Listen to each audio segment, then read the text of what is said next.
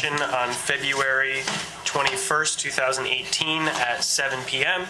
We will start with the Pledge of Allegiance.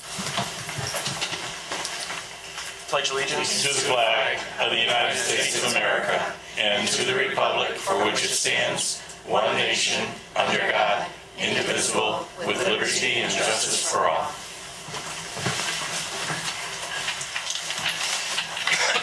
Okay. We are, as everyone can see, we have different microphones this evening than normal. There was an issue with the other ones. These are our old microphones. I'm told that we don't have to speak directly into them like the other ones, so I'm hoping that NCTV is picking up everything that we're saying tonight. With that, we will move on to item B, public participation on any matter related to board responsibilities. The phone number is 860-665-8736, and that number is printed on our agenda for those of you at home looking at it.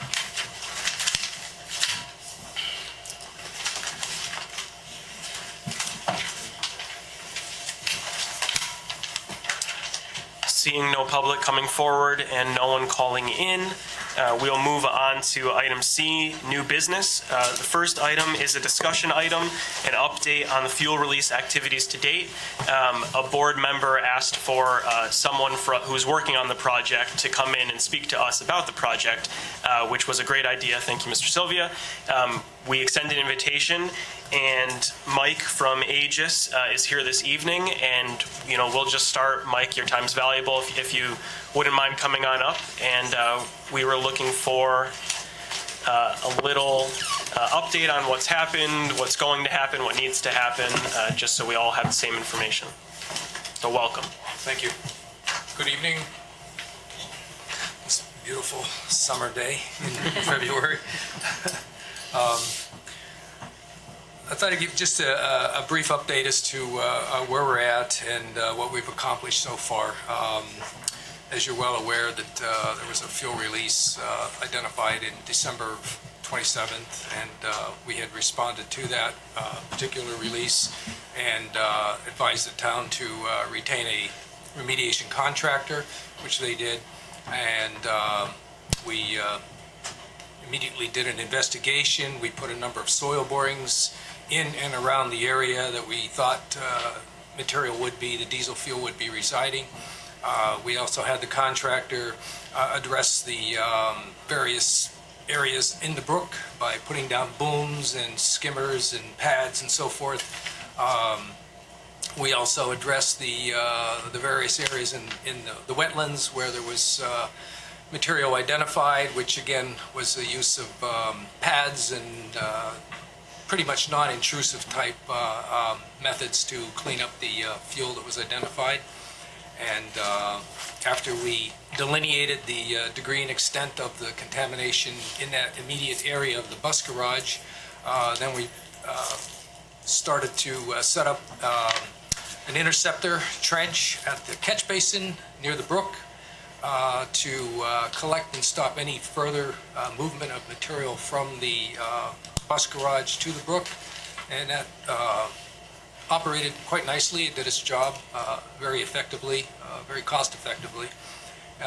We've since that time, we've done a number of borings in the area to further delineate and then start excavating. And since that time, we've just excavated and chased the diesel fuel that's been residing in the soils in that immediate area. To date, we've excavated approximately 13,000 tons of soil. And we've treated, we also have a treatment system in place where as we're digging the soil, we run into groundwater, and we also will run into, obviously, rain and snow melt and so forth that will accumulate in a hole because it's basically a big swimming pool. So we have pumps and sumps and sort of instruments and equipment like that where we'll be pumping the water from the excavation area, keeping it as dry as we can for safety and for to enhance the excavation work. And we treat that water. It goes through a carbon filtration unit, and that's all tested to make sure that everything is compliant. So it's been a very aggressive operation. We've addressed it, in my opinion, very cost effectively. We've removed the soil. We've excavated a major portion of the contamination to this point. We've got a couple of areas where we're still polishing up, and sometimes those take a little more work than the first part of the project. But it's moving along as well as can be expected. We started out, the first day I was on the job, it was 4 degrees, so it's been a challenge environmentally all around. So, but we've moved forward, held fast on it, and I think we've accomplished a tremendous amount of work in a very short period of time. Stymied the further movement of the material. It's certainly captured at this point, and the greatest, the major extent of it has been exhumed, excavated from the area, and disposed off-site. It goes to an incineration system that takes the earth that has the diesel fuel in it, and as you're well aware, diesel fuel is a fuel, so it burns. So they take the soil and they burn it in an incinerator that's permitted to do that kind of a thing, and destroys the diesel fuel contamination in the soil. We're working on one last area. For the most part, it's along the highway, so we'll be working on that this week and next week, and hopefully wrap this thing up in the next couple of weeks so that it's to a point where we can start doing some backfilling.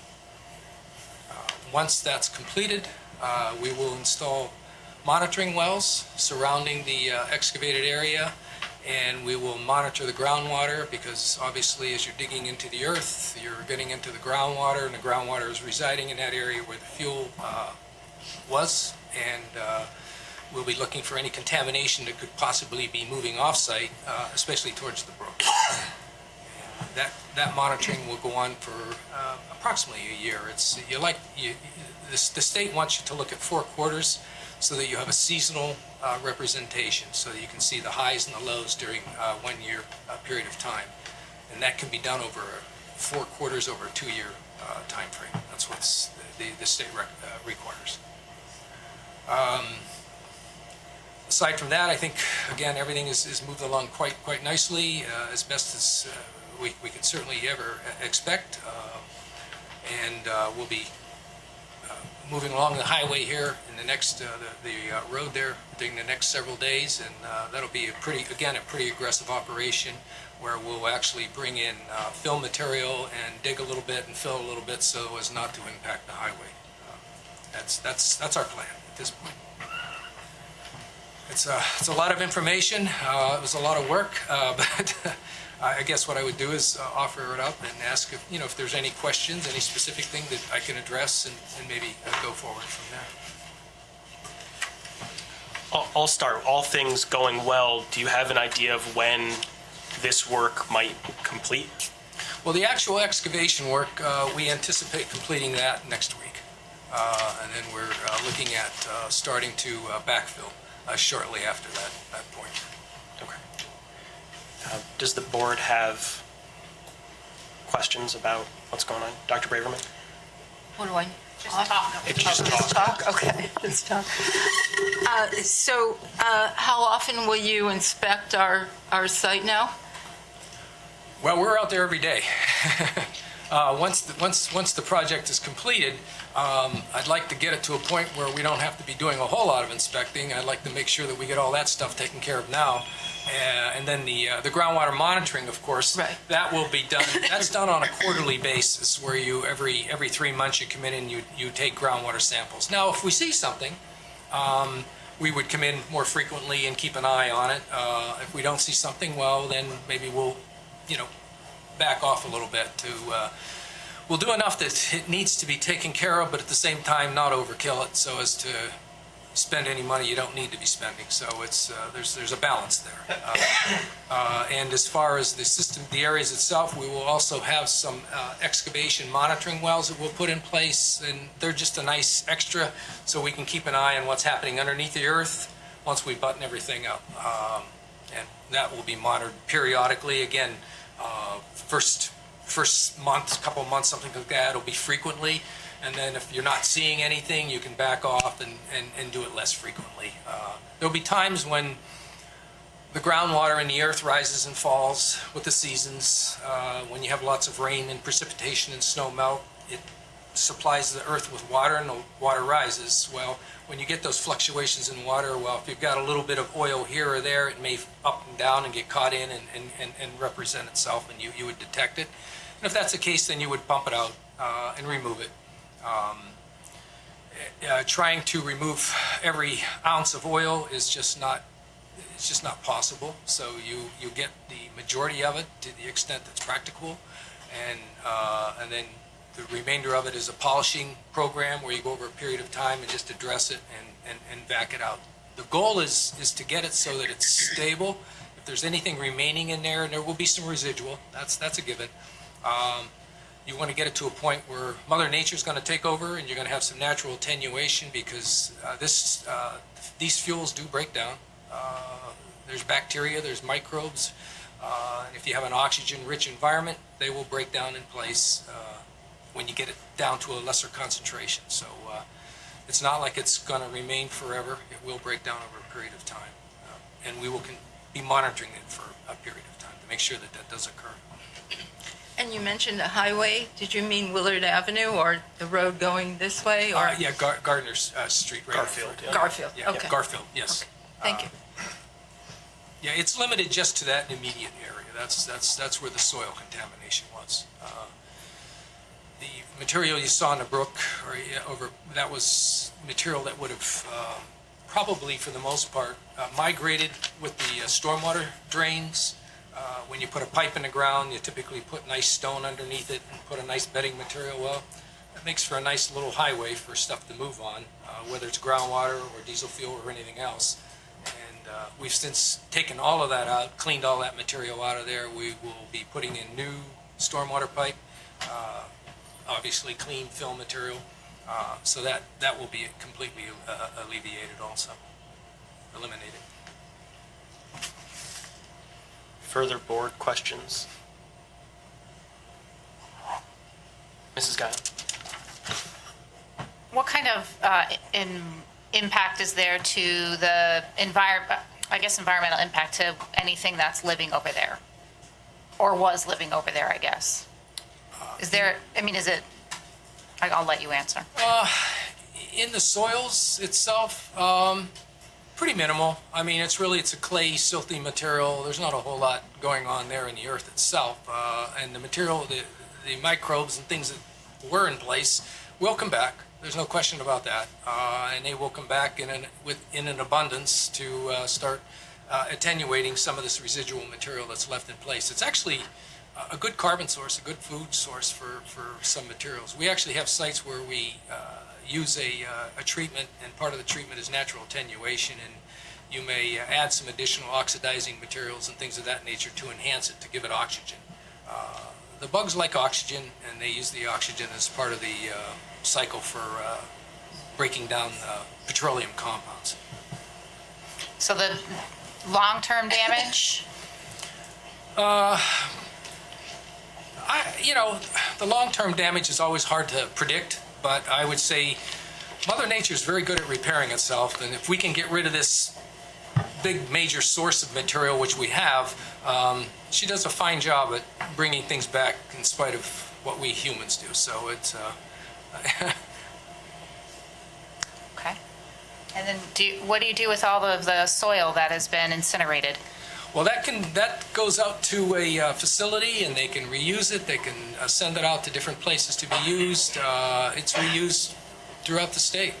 It's been treated, burned, and cleaned, and before it goes anywhere, it's tested, and to determine whether it has any materials in it that would possibly leach out or be a direct exposure concern for the public. Okay, thank you.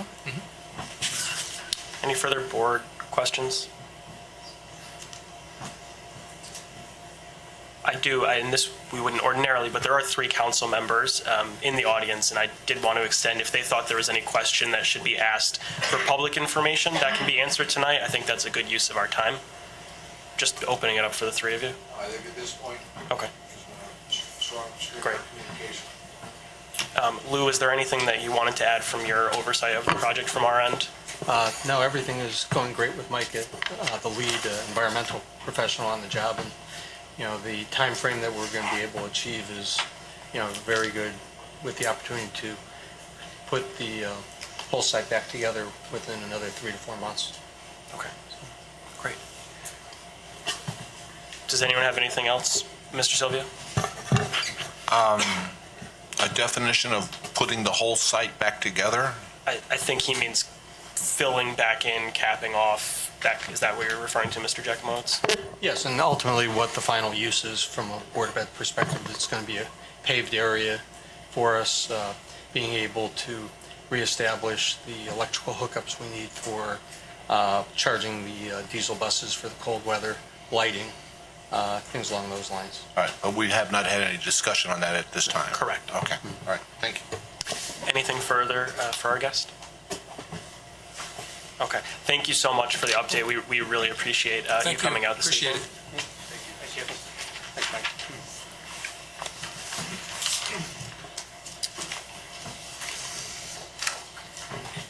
While we are still on the discussion, I honestly can't remember which day this happened, but at some point I joined Carol and Beth Del Buena from the council, along with the mayor, and not Beth, excuse me, the mayor, the town manager, to the Capitol to meet with our delegation and the governor's chief of staff to discuss this impact on Newington, combined with the impact of the state's overall budget cuts over the last few months and that impact on Newington.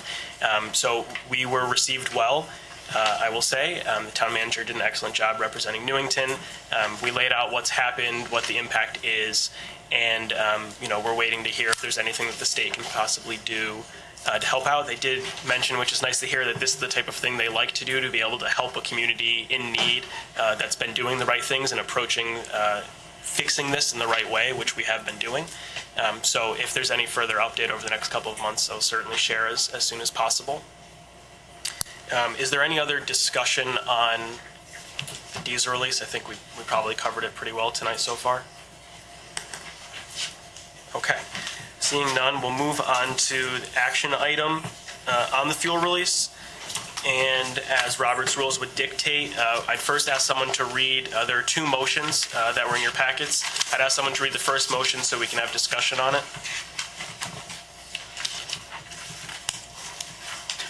Mr. Vasella? Move the Newington Board of Education requests that the Newington Town Council reappropriate $74,000, yeah, go for the million, $74,261.88 from the undesignated portion of the Board of Education CIP account to underground storage tank project within the Board of Education CIP account. This will allow the Board of Education to pay for additional invoices for the environmental remediation project. Is there a second? Second. Seconded by Mrs. Guyon. I will start the discussion. As we all know, at our meeting 2 weeks ago, when we first asked the town council to transfer money from our board CIP accounts to one particular one, the underground storage tank, that's how we were going to pay the initial set of invoices in the amount of $875,000.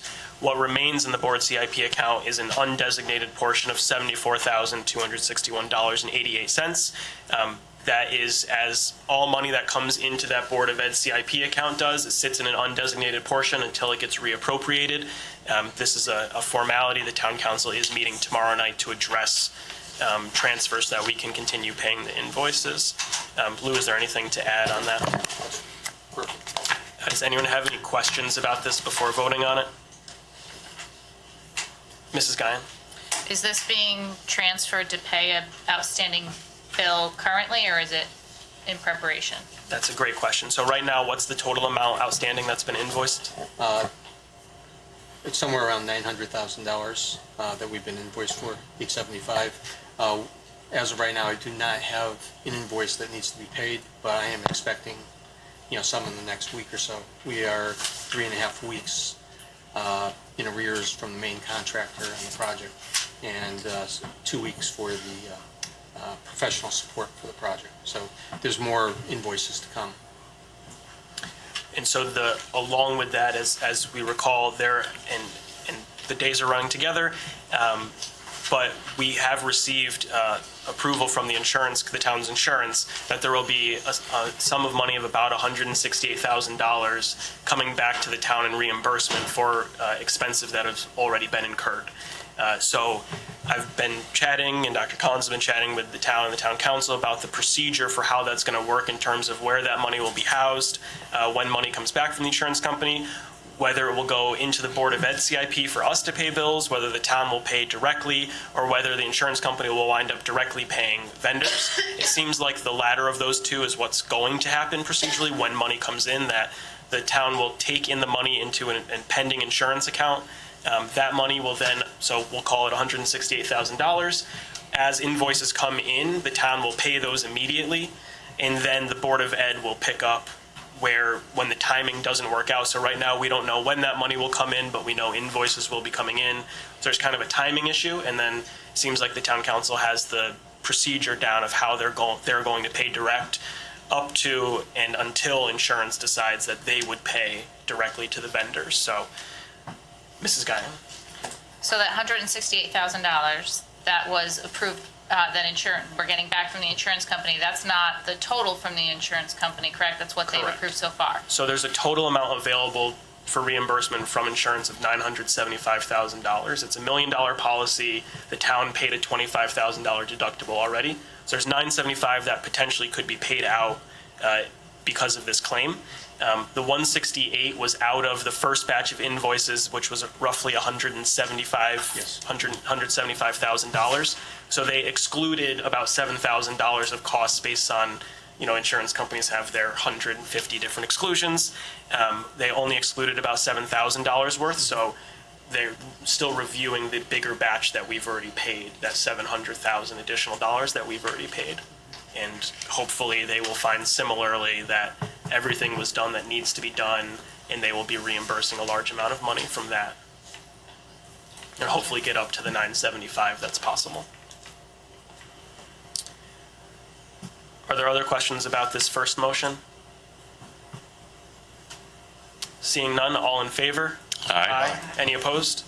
The motion passes unanimously. Thank you. If I could have someone read the second motion. Mrs. Guyon? Move the Newington Board of Education request that the Newington Town Council transfer $500,000 from the John Wallace Classroom Wing Renovation Project within the town CIP program to the underground storage tank project within the Board of Education CIP account. This will allow for the Board of Education to pay for additional invoices for the environmental remediation project. And a second? Seconded by Mrs. Droz. I'll start the discussion since this was actually my idea for once.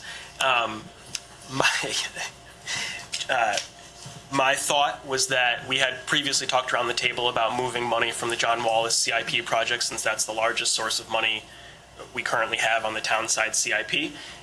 My thought was if we move it into the Board of Ed CIP account, one, we can pay invoices directly out of there at any time they come in, and we can fill in that gap of timing with insurance reimbursements and make those payments so everything goes off without a hitch.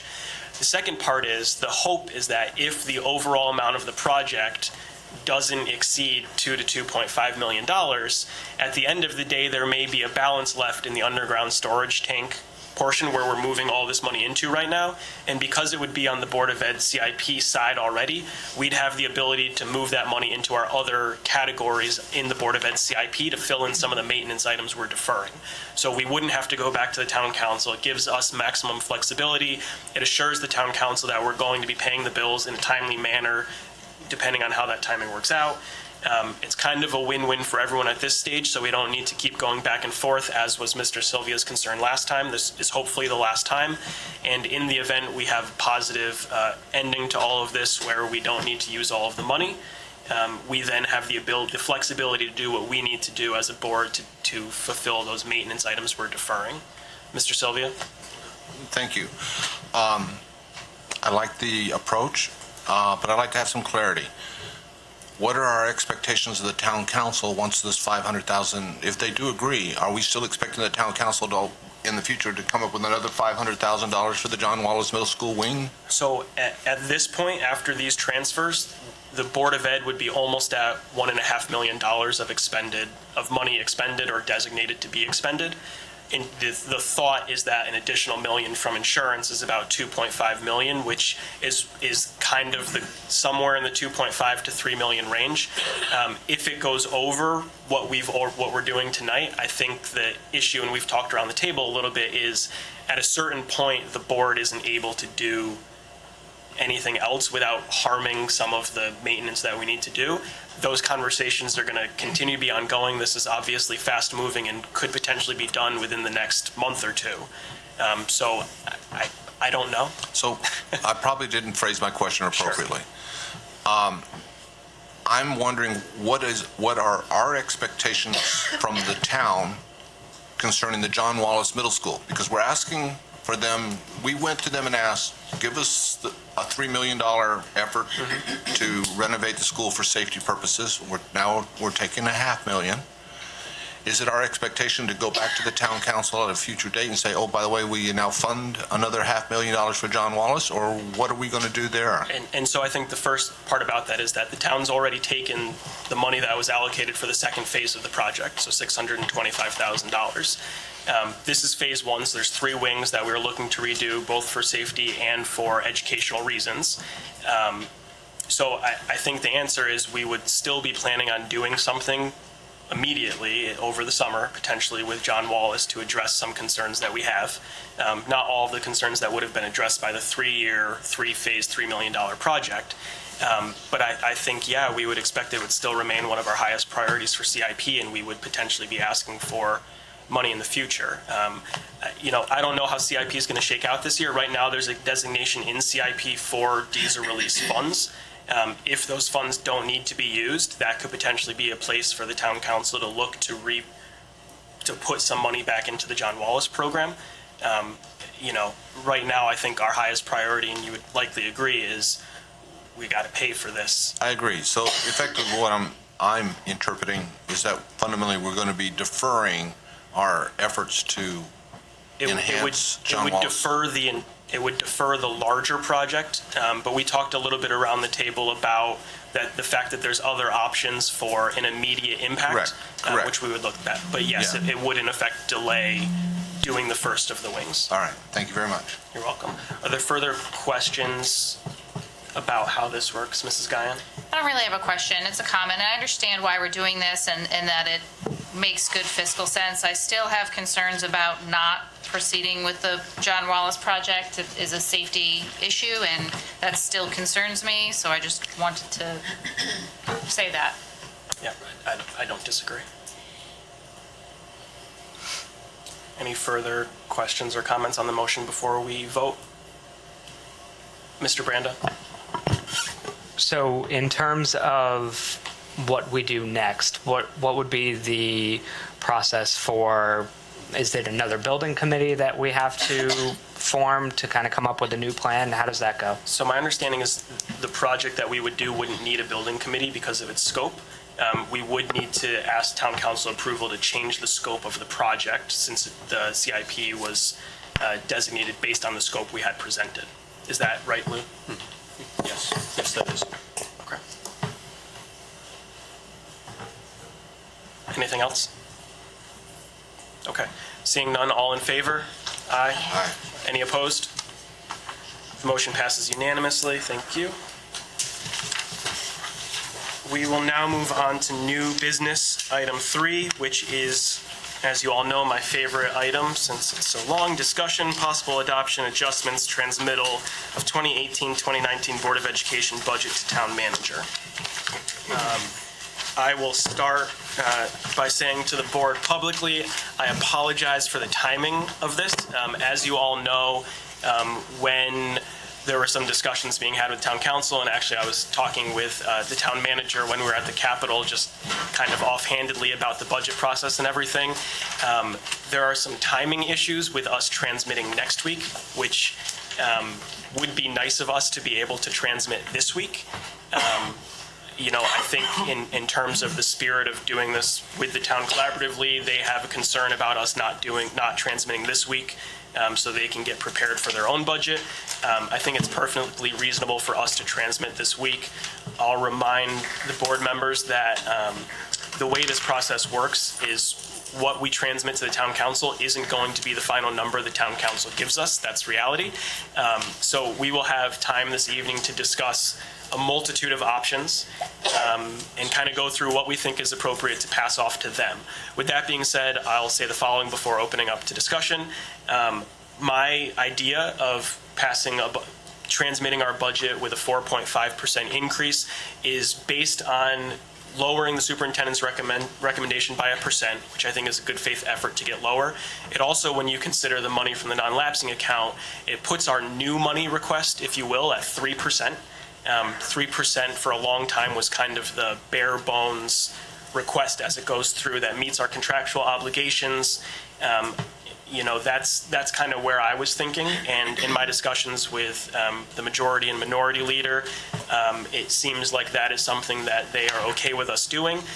I don't expect that to be where we end up, but based on what we discussed last week, it avoids making any drastic cuts to our budget. It avoids reducing any positions potentially, and it gets things done in a way where we have some more time as a board over the next 6 to 8 weeks or so to discuss other opportunities to get lower to where the town council is going to want us to come in at the end of the day. So now is a good time to have a lengthy discussion about everything. I did send an email out to the board over the weekend asking for suggestions, so we had about 48 hours to turn around, and I could ask the administration to work all hours, providing context to some suggestions. There is a sheet that was handed out tonight for those watching at home. Apologies, I was working on it with Dr. Collins until about 6:30 this evening, so it didn't get online yet. And there are some handouts in the room. So these incorporate some of the things that were mentioned. All of the ideas from the board members, and I heard from just about everyone over the weekend and the last couple days, are on our blue running question and answer sheet. So I think it's probably good to start there to add context to some of these so we kind of get a frame of mind for what we need to cut to get down to that 4.5 area, which is my preference, but of course the board has the power to decide where they want to end up. And I will just note, if anyone hasn't looked yet, our health benefits number, and maybe that's a good place to start. We had been getting advice that our health benefits number would not be going down as much as we wanted to. We got better information and have a final number. So if Lou, you want to discuss our health benefits adjustment? Yeah, certainly. Thank you. I spoke at length with David McCluskey, the agent of record, over the last week regarding the status of our side of the plan.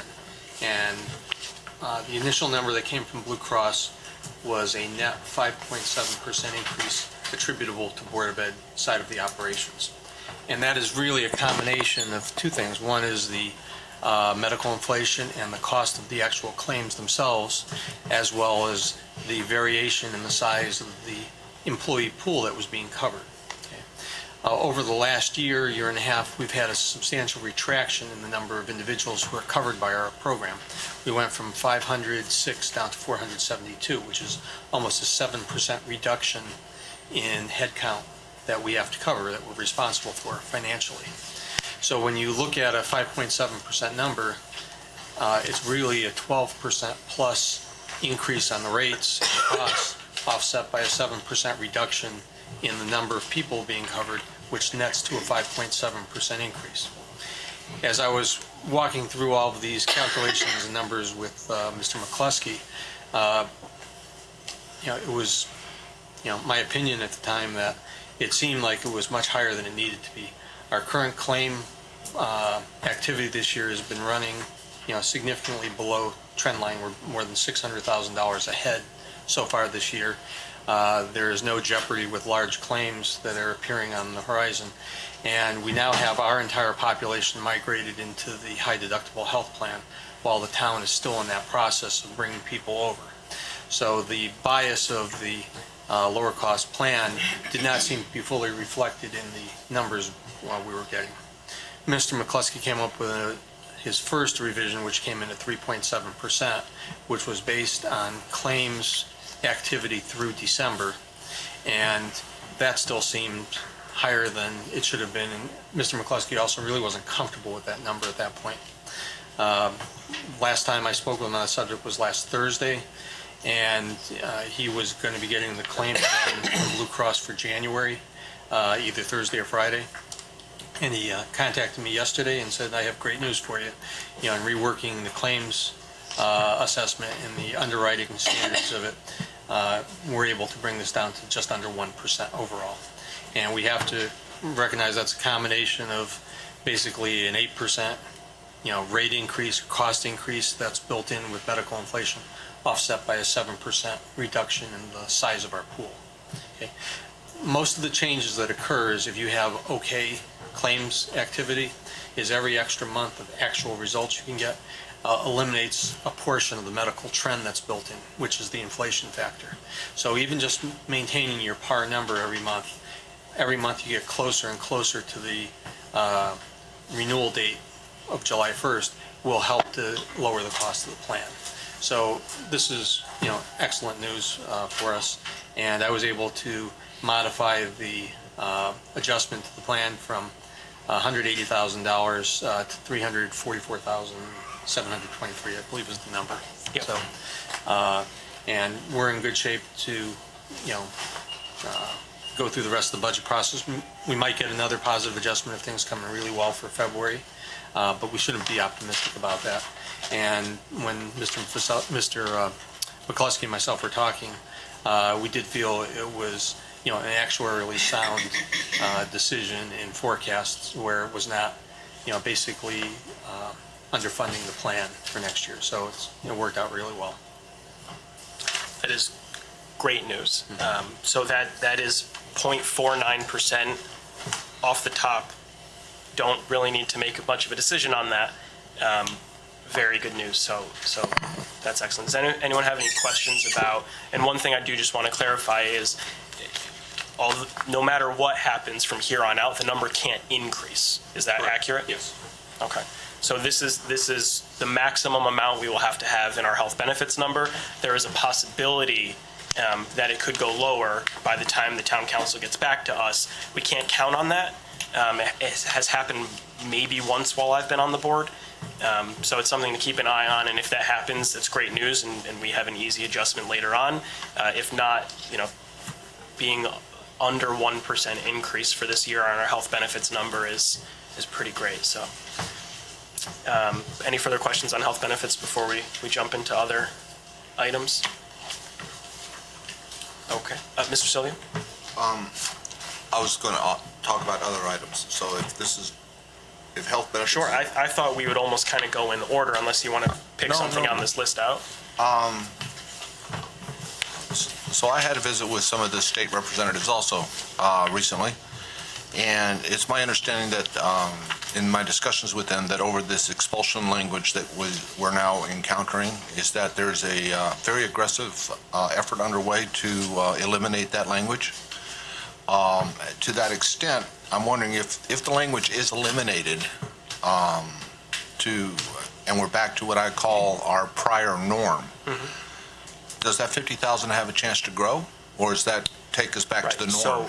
So what was in Dr. Collins' presentation was $150,000 total, which also had $50,000 in the homebound area that's we currently approximately use on expelled students per year, so 200 total. What we talked about last week was decreasing at $50,000, so there'd be another $100,000 that could potentially come off if that was a change. Alternatively, it's $100,000 that we could potentially add in a social worker or psychologist at the middle level, kind of thing. So, all right. So, and I've had a couple conversations with Dr. Collins about that, and Mr. Branda's been making my phone buzz nonstop over the night about that issue as well. So I think over the next 6 weeks or so is going to be crunch time to figure out what we can do to not have to expend more money. As Dr. Collins said to me tonight, it's not something he wants to spend money on if we don't have to. all right. Thank you for the clarity. Absolutely. I thought a good place to start was number 51.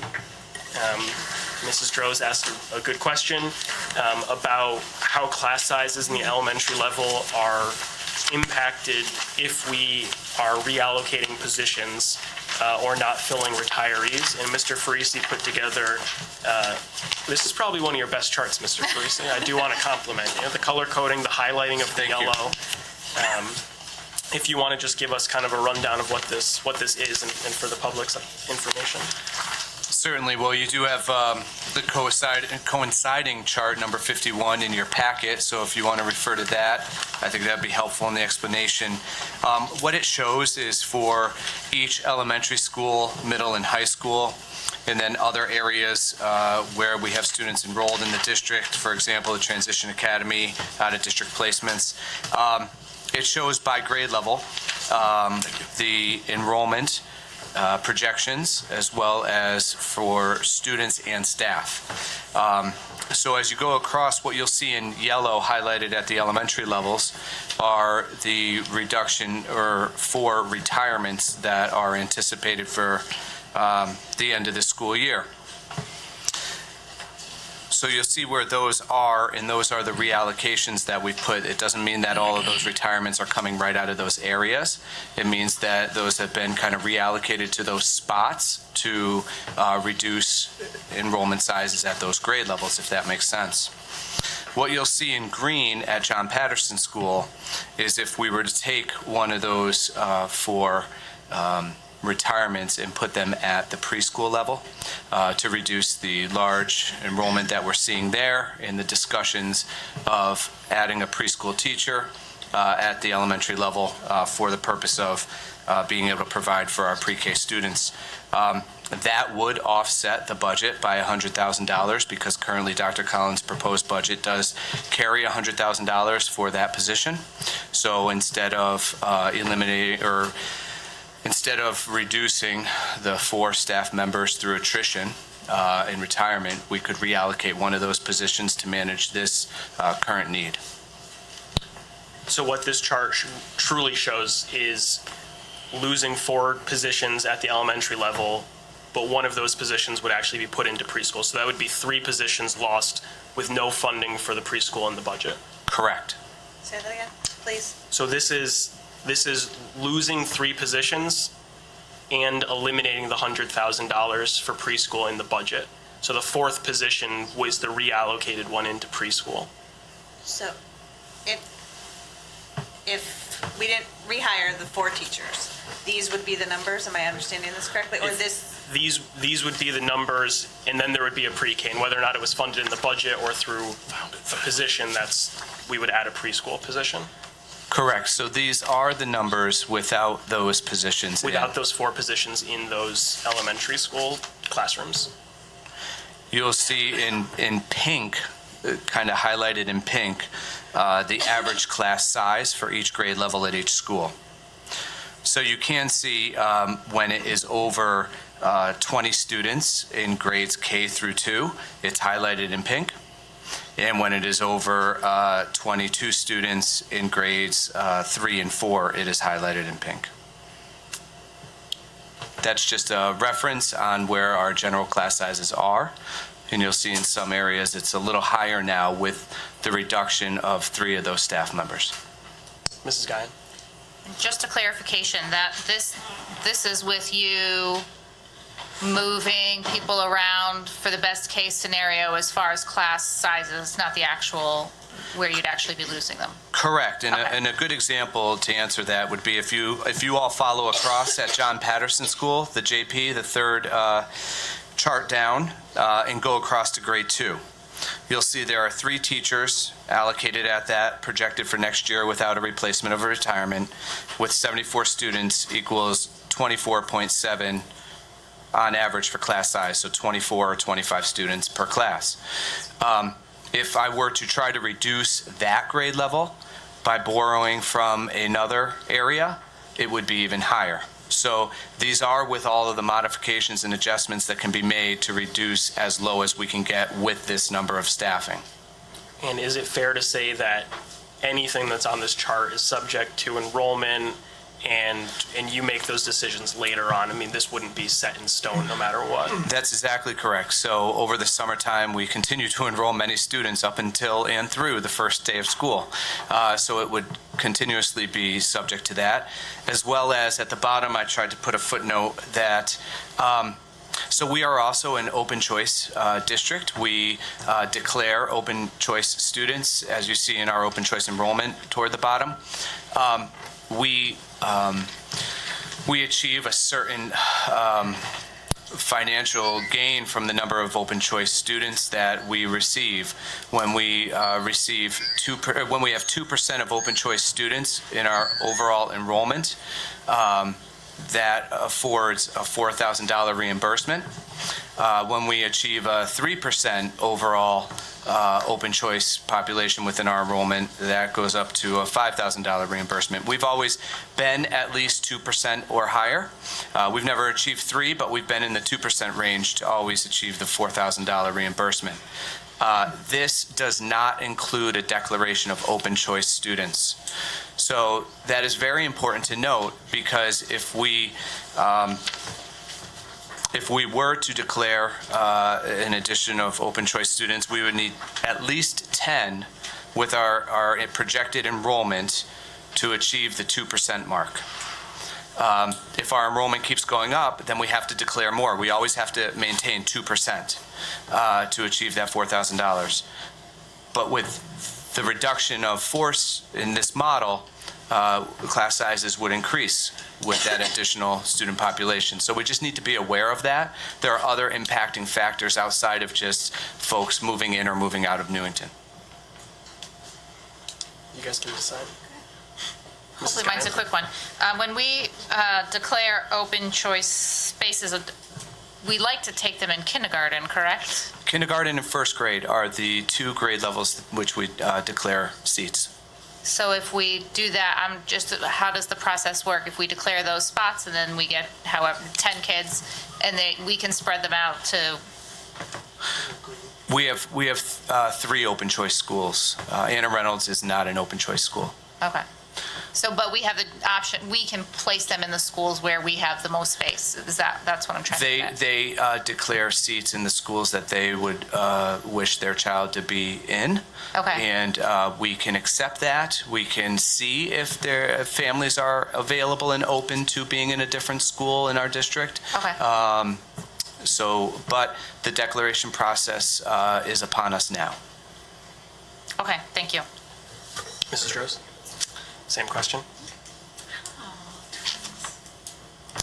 Further questions? I do just want to say, so when we're looking at this, if we were saying there was one teacher that was reallocated into preschool, for example, that would mean just one of these 4 highlighted areas would be that class size, and the other 3 would have an additional teacher in that grade level? So the 4 yellow highlighted areas are just to show the 4 reductions, but the number has already been reduced in the 4, so that 1 has been taken out and moved over to pre-K. But so if there were 3 more elementary school teachers than are on this chart, so for instance, Anna Reynolds grade 1 and 3 and John Patterson grade 2, they would each have 4, 5, and then 4 teachers. Correct. And their class sizes would drop accordingly? Correct, yes. So if there was 1 reduction, we would only see 1 of these highlighted? Correct. Mr. Sylvia? I'm a little slow. No problem. So where I see Anna Reynolds, grade 1, a 3, it's currently a 4, but this would become a 3? So yes, possibly. When we look at it this year, these have been moved around for projections for next year. I'd have to look carefully at what every grade level and class size is for this current school year. This is based on where we know and pretty much think we will be for next year. Right. So where I'm struggling, Mr. Freese, is that where are the 4 that are retiring and out of the system? So they're within the elementary level? Correct. Okay, so the total numbers is 4 higher today, but projected next year with these 3 yellow highlights are 1 less in each one of these yellow boxes. Correct, but I can't guarantee they're exactly in that spot right now. This is after my reallocation to manage what Correct. next year's projections will look like. So, yeah, I understand the crystal ball, but at least I'm trying to phrase it together. So there's a chance that at first grade at Anna Reynolds could go up to, say, 76 students. Absolutely. And you're going to have to say, I need 4 there. Correct. Right, okay, and then the dilemma is where do I move the yellow box, right? That's the great dilemma. Okay, all right, so I'm understanding how the thought process acquired. All right, thank you. And so my question building off of that, Steve, is that if there was only 1 lost position instead of 4, you basically get rid of 3 of the yellow boxes in each of those. So grade 1 at Anna Reynolds, for instance, has 3 in the yellow box right now.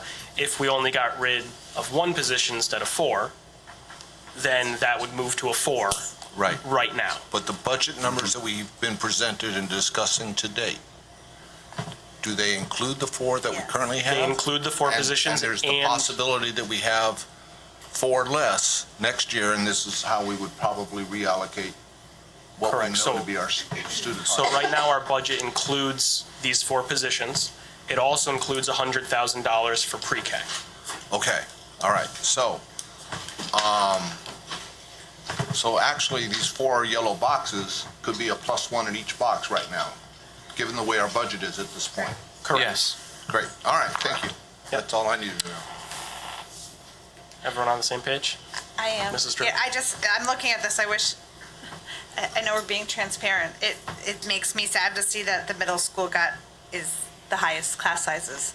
I mean, we're talking about, just throwing this out there, we're talking about how the middle school kids need the social worker. They're the most dynamic, they have the most struggles, they're going through adolescence, and I'm looking at this and That's where it we makes me lost. sad. We lost 1 or 2 positions last year because of reduction in force. I mean, I would love to At see the us middle school? reallocate a few of those into the middle school. I know we can't, but I'm just throwing that out there.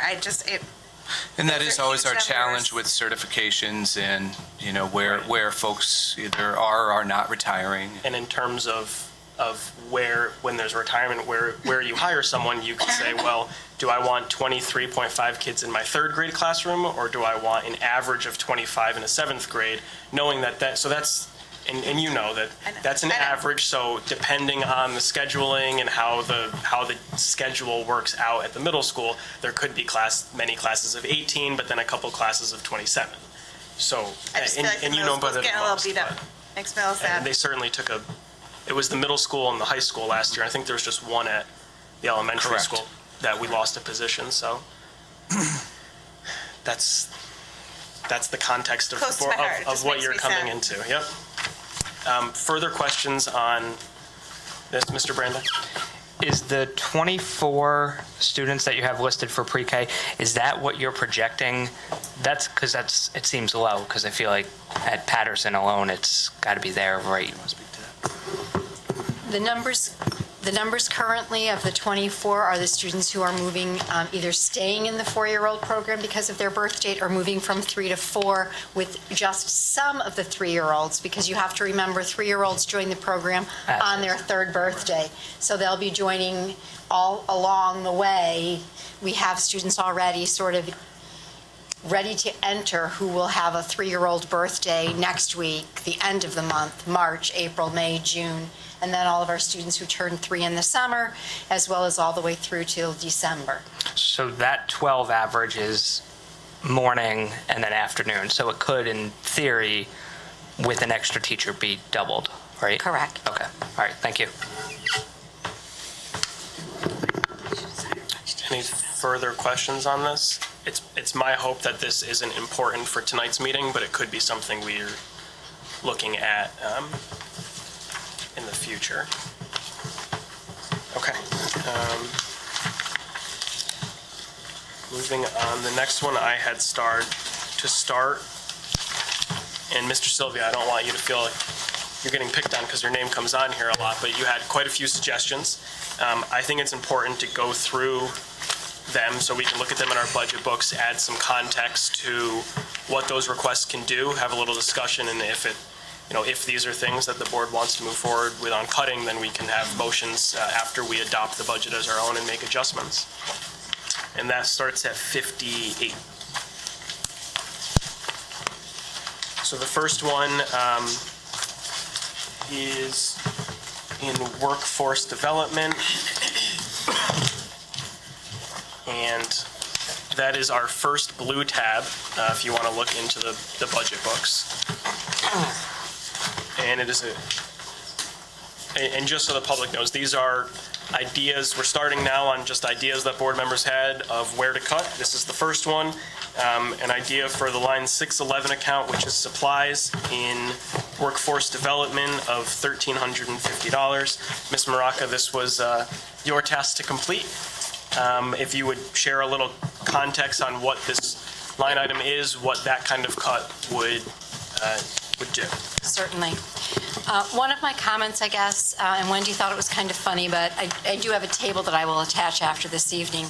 I do appreciate and recognize the struggles that all of the board members have when looking at a budget, but I grew up in Iowa, and one of the things that I struggle with my husband when we weed is that he doesn't know the difference between a weed and a flower.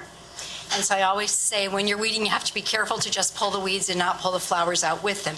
And sometimes when looking at a budget, we lose sight of what some of the flowers are because we're so busy weeding. So I just want to put that out there as a caution that we think about what we're doing and why we're doing it.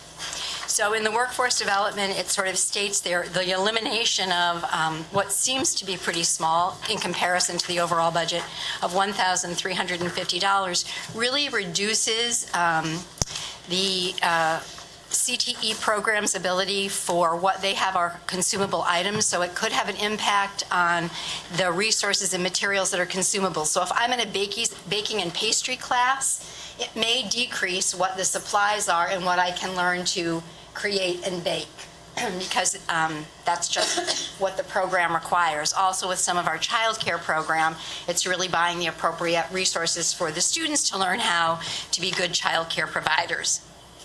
So that's the impact on workforce development. Although it seems small, the overall budget is very small, so it's a larger percentage than probably I would want to take in that particular program. Do you want me just to keep going through all of them?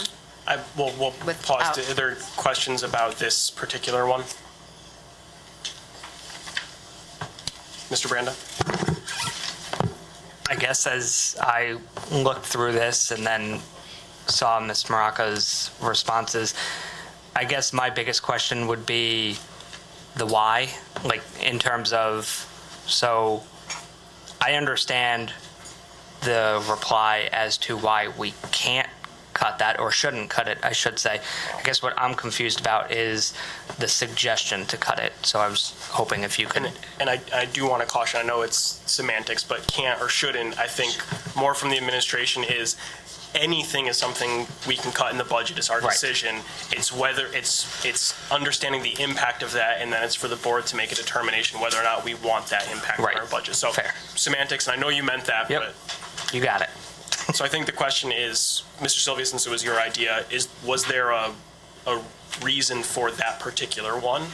Or is this kind of through trending like you do?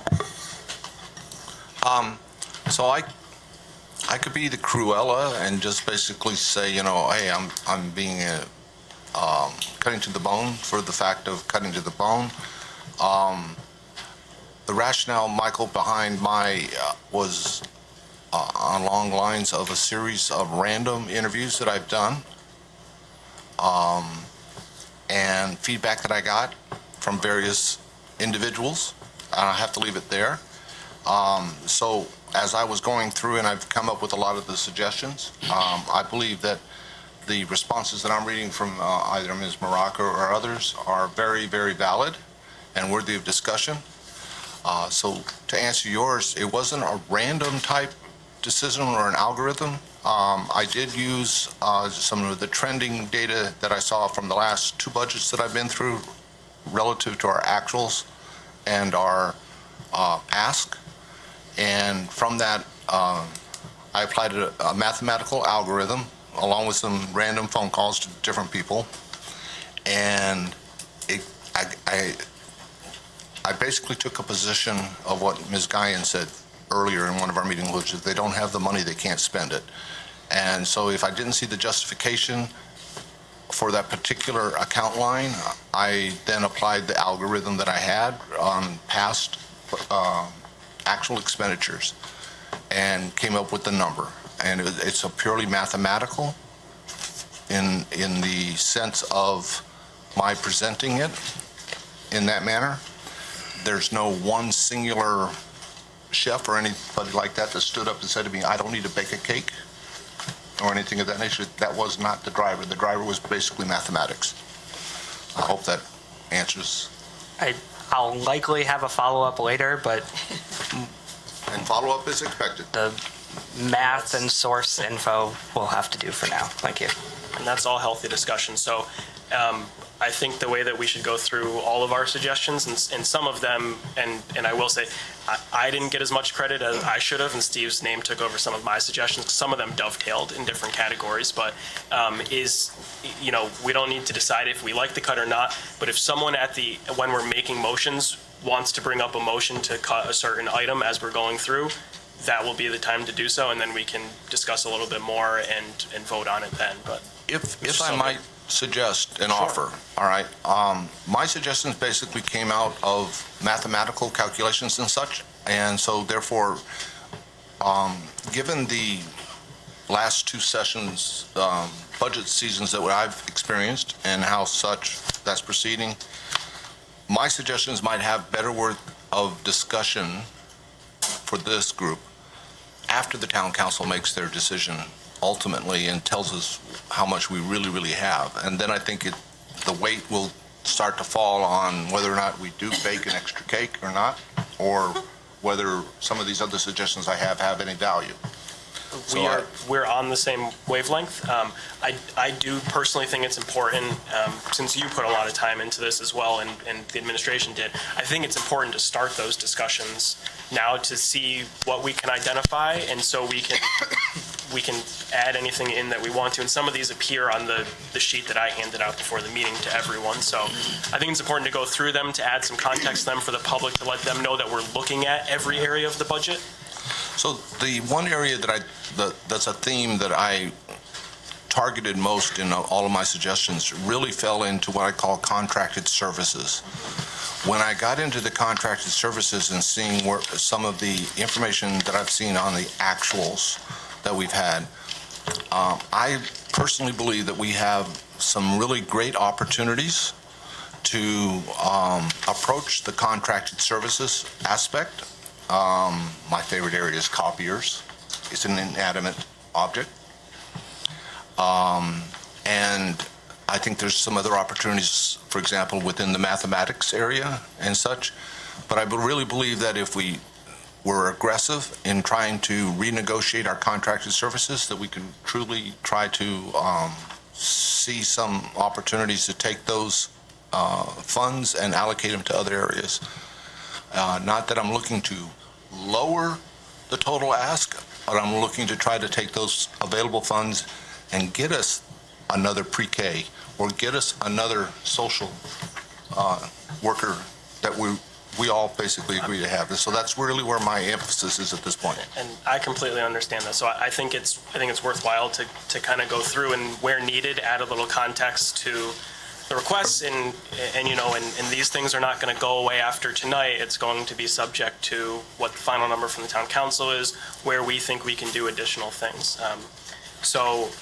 I would say the next one was a request to reduce contracted services and educational technology. We did receive at a previous meeting the list of all of those individual contracted services. It's back here again. My question for the administration is there anything that was identified in this list that's not a necessity or a priority? There is not, unfortunately, anything that was not deemed a necessity. However, Mr. Branda had a comment later on, and he asked about, instead of having some 3-year renewals, looking at 1 year. So I spoke with Mr. Holland, who is also going to work with Mr. Salerno to look and see if that is really fiscally responsible when we're looking out 3 years, because some of these are 3-year agreements. And he will bring that forward. I did ask him to revisit it and see if there's anything there that was a duplicate and we could live without. We did have a discussion on a couple of items that I looked at. So they're still in the process of reviewing that list. Thank you. So welcome. pending further information on that one then. Okay, any other questions on that one? Okay. I have a question. Mrs. Strauss? Do you have the updated one? It's I right do. there. So why, just out of curiosity, why the X's I all of think a there was a sudden? request at some point for whether or not they were carryovers from the year before. The Correct. X's indicate new contracts. That makes sense, thank you. Okay. Okay. The next one was a cut to contracted services and world language, line 599. That's the first purple tab if you're still following along. And for anyone at home, the budget is online in a PDF, so you can pull that up and follow along. The 599 account is contracted services. The amount in there is $7,200. That is the language lab contract at the high school. We had a bit of discussion, I think, at our last meeting about whether or not it's possible to not have the language lab and to be able to send one of the main purposes is AP testing requires that technology, and as of this moment we are not aware of any Chromebook technology we can use. I had talked with Dr. Collins before the meeting about speaking with our world language coordinator to see how often the language lab is used outside of AP testing. So obviously it has other uses, and if it's not being used anymore and we can find a resource for taking the AP test, then it would certainly be something we should look at. So pending further information, I would say. Yes. Thank you. Any other questions or comments on that? Okay. The next one is in mathematics, which is the next tab, a pink tab. And I think that this might have just been a typo from Mr. Sylvia, a 700 number instead of, is it 600, Mike? Yeah. Which, 21611 matches up. Yeah. oh, the total Yeah, of the it's 600 the total, categories? I understand. Yeah. Okay. Would anyone be able to field what, it's a cut to supplies. I'm not sure, and I'm not sure, and we will see there are some that don't have comments from the administration, so now we're all aware that's actually in the 600 category. It is. So maybe that can be for further investigation, what that might do, or if there's any supplies in that area that can be And you will reduced. notice on the, Oh, right.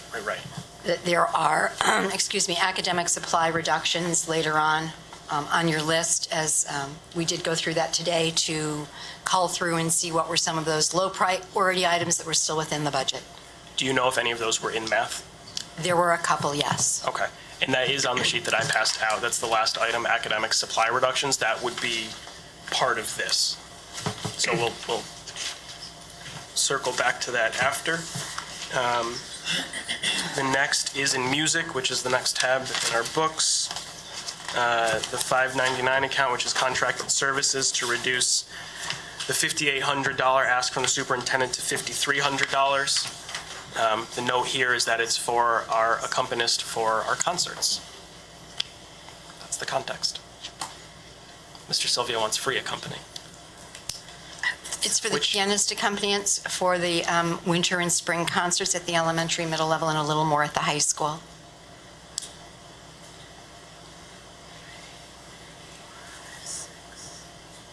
Questions or comments?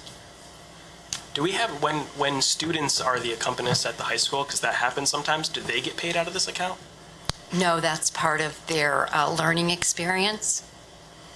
And so that's just, because like when I was in chamber choir, one of my best friends was the pianist. And so for our concert, we didn't have he did the piano for all the concerts. So there was, I don't know if anyone right now is doing that, but I don't know. every once in a while there's a good pianist. Mrs. Guyan? How many concerts a year do they perform at, do you know? At the elementary level, it's twice a year. At the middle level, it depends on some of the ensembles, but in general, at the middle level, they try to avoid conflict with elementary and high school, so they might have a choral concert, which would need the piano accompanist. They might have a jazz band concert, so they have different concerts. They do it in January, put them all together. An orchestra also oftentimes has one at the high school. So it ranges between 2 and 4 times a year by level. Anyone have further follow-up on this one? Level, they all have 2 at the elementary level.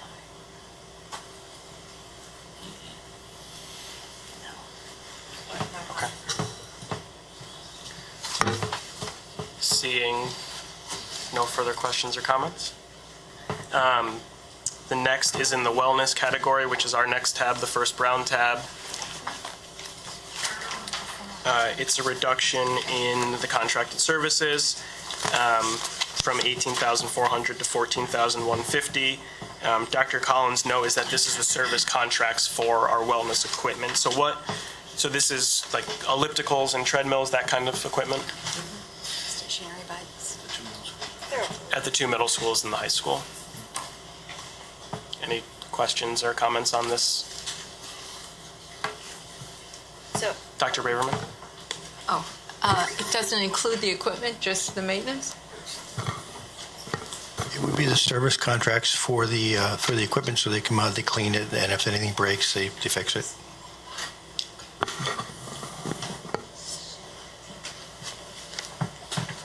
so if they broke, let's say an elliptical broke, which as a child in middle school would have made my day, could they, it says they couldn't have their curriculum. Could there be something else they could do in the time being, like run around the gym or something like that? Like, I'm just asking, like, I'm just looking for information. They could definitely run around the gym. Like, if there's another way that they could meet their curricular needs if Absolutely. that were broken. Okay. Yes. Not that I want it to break. I think it's phenomenal that we make our kids exercise. Right, it's part of the wellness curriculum that we introduced several years ago. Mr. Tufel? The contract services, that's just for maintenance of the equipment. That doesn't include parts or wear and tear on the machinery, right? No, that is a parts and labor inclusive contract. So anything that goes wrong with it is covered. So the only thing it wouldn't cover is if we needed a new piece of equipment. Right. Dr. Braverman? Ballpark, how many machines do we have? 8 of each. There's 8 life cycles at each middle school, and there's about 24 machines that are in the high school center Right. between all the different stations. So that's 16, Somewhere around 40. 40. 40? Mrs. Guyan? How often are they being repaired? Well, there's a PM component to it where they come out once a year to just check all the equipment. Typically, that's done over the summer. And then it's repairs based on when something breaks during the rest of the contract term. I'm just wondering how often that happens. Probably gets 6-8 repairs a year. A lot of times it's belts. It's some of the wear and tear damage on, the hands-on components, of the unit itself. Pedals go a lot as well. Further questions on this category? Okay. The next area is in contracted services for reading, which is the next tab, the second green tab. In the 599 account, a reduction there. That looks like one the administration wasn't able to get to, but Mr. Branda has. Wasn't that Raz Kids? I Yes. believe we talked about that. Yes. And Lexia, the contracts for those. Raz Kids and Lexia And reading A to Z. and reading A to Z. So those are all the reading programs that we have contracted out. So a reduction in this category would mean a reduction in one of those Yes. programs. Any questions on that, Mrs. Gross? What's the difference? I know what Raz Kids is. I still have nightmares about it. But between Lexia, Reading A to Z, and Raz Kids, what are the different benefits of having them? Actually, reading A to Z and Raz Kids are very similar. It is oftentimes the level that students are reading as well as the interest of kids. Lexia is really more remedial work than it is where Raz Kids and A to Z is for increasing reading, for reading fluency, vocabulary recognition. And Lexia, you can really arrange Lexia so it helps with a skill deficit.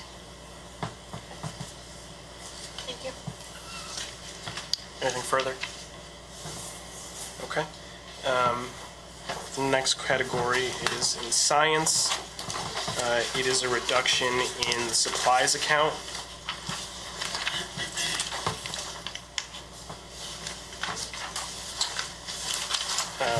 Dr. Collins, I don't know if you want to mention more. Your comment essentially on here is that it's just not recommended with our new standards coming in. We're going to need supplies. If you could just... It's going to be as tight as it is. The budget was really tight introducing next-gen science standards, so I wouldn't recommend in this particular curriculum area anyway. Is this one of the areas that the supply reduction, is there any reduction in science? I don't believe there were any low priorities in science, but I can go back and check. Okay. Further questions on this area? There were none in science.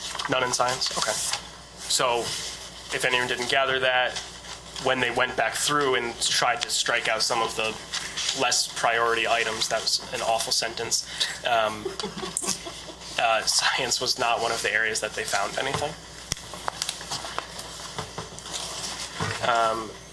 The next was in the STEM supplies. I guess the similar question, is this one of the areas that there was a non-priority item that's on your cuts? There were not. There were some 1B items which we did not include in cuts because, again, there's a differential between how people understand and apply some of the rules for the budget development. And when looking at those 1B items, they were really not what I would consider sort of the low-hanging fruit of the program. They were really, someone said it would be nice, but when you looked at what they were pretty essential.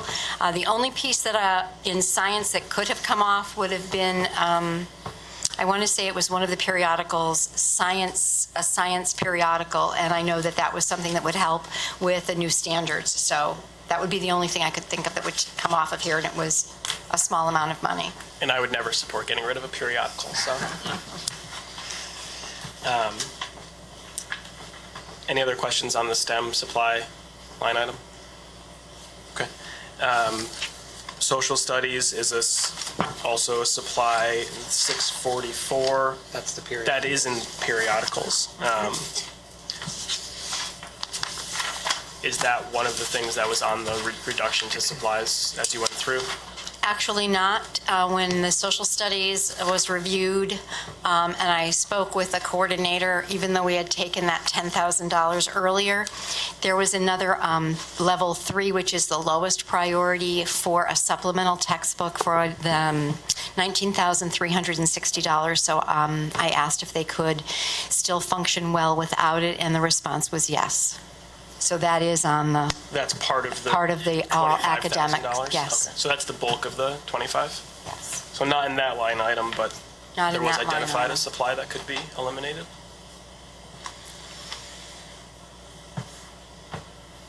Okay.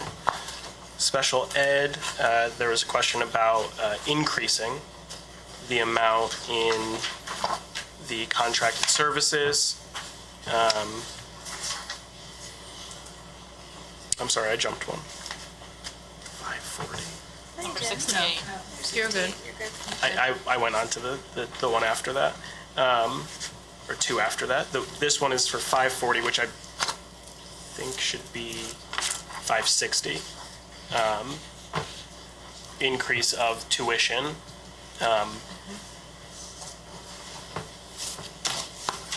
Mike? Yes, this came from the interview from the department head that said that basically she identified another 40,000, and speaking with it, she thought it might get closer to 49. When she was here Yeah. speaking to us at the So budget session. That's the notes I had, and the reason why I put. Yeah, I don't disagree.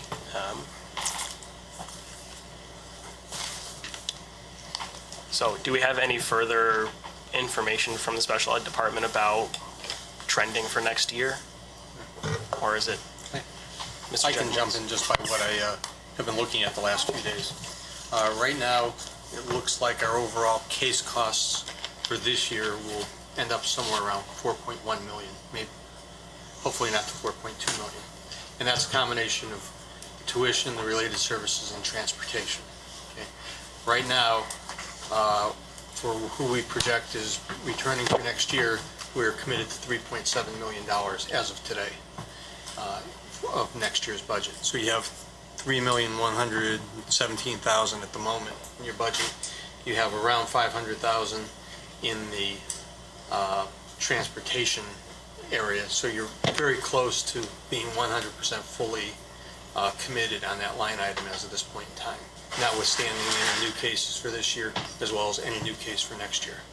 So we're completely dependent on what happens with the excess cost grant.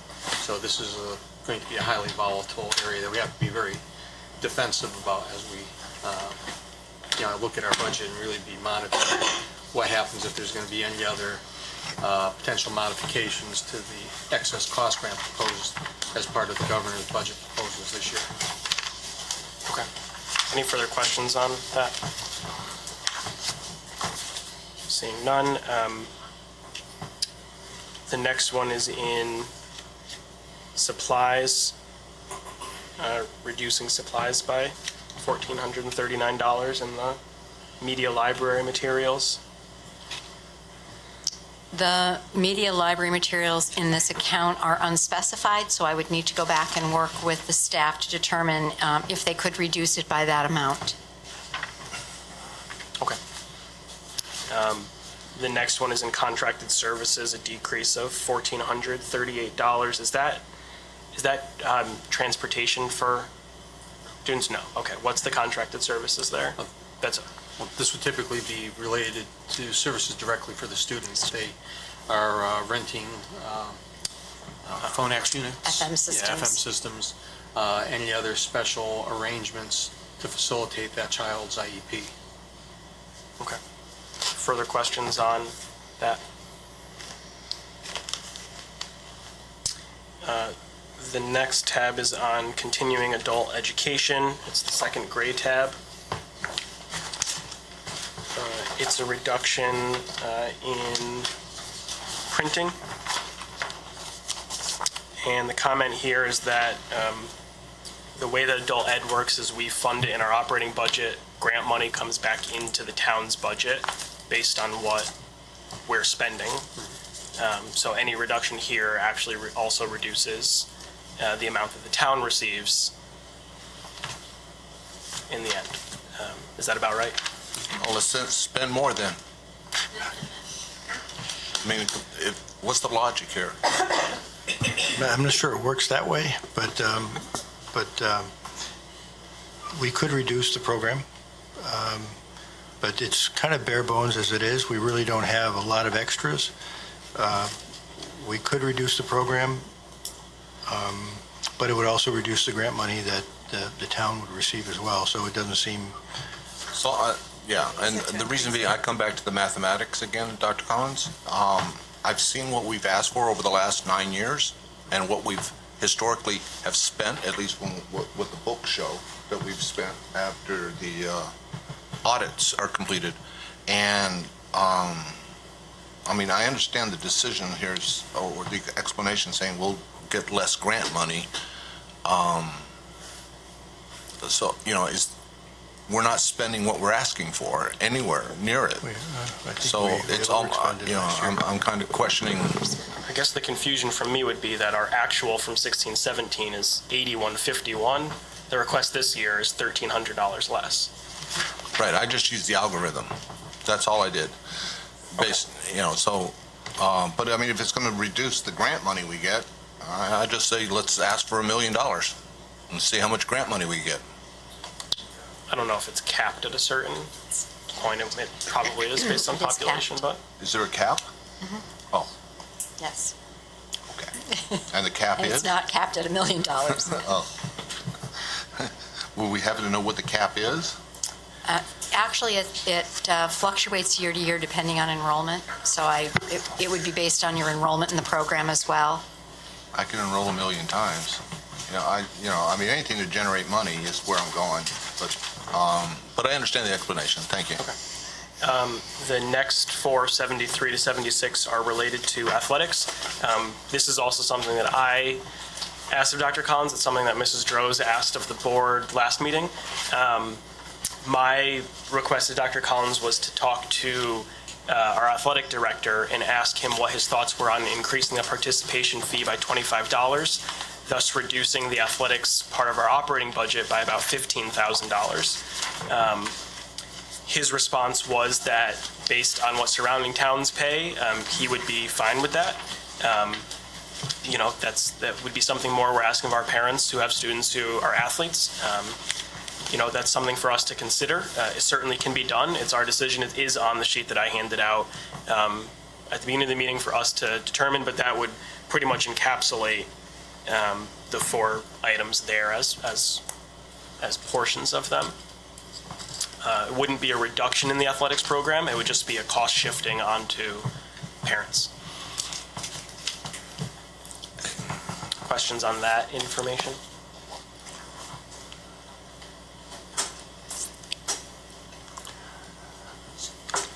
Dr. Braverman. What's the feeling, you guys that have kids that play sports, among parents as it is now? Is it expensive to play? Too expensive to play? Okay to play? I think that the price for high school sports is astronomically cheaper than what we pay for even my son to play Little League, which is, rec ball, whatever. It's much more expensive to do those programs than it is to play at the high school. Because right now it's $75 to compete for a season at the high school, which, when you consider what the students are getting, the amount of games, it's and the practice time, the coaching, so it is inexpensive. And relative to the other districts, I think we heard some districts have different pricing models than we do. $100 is certainly in the ballpark. Mr. Tufel? Yes, as far as the increasing the price, that's just to play the sport. That's not including the out-of-pocket expenses once you join the sport. And some of these events that the kids belong to, like cheerleaders, I know when my granddaughter played, she ended up paying a fee for becoming a cheerleader, and then she ended up paying mom and dad who had to fork over around $400 to get her a uniform. So right now, it's at the high school level? No. Yes. Yeah. I dropped 300 on a baseball bat. What's the... Yeah. Okay, come on.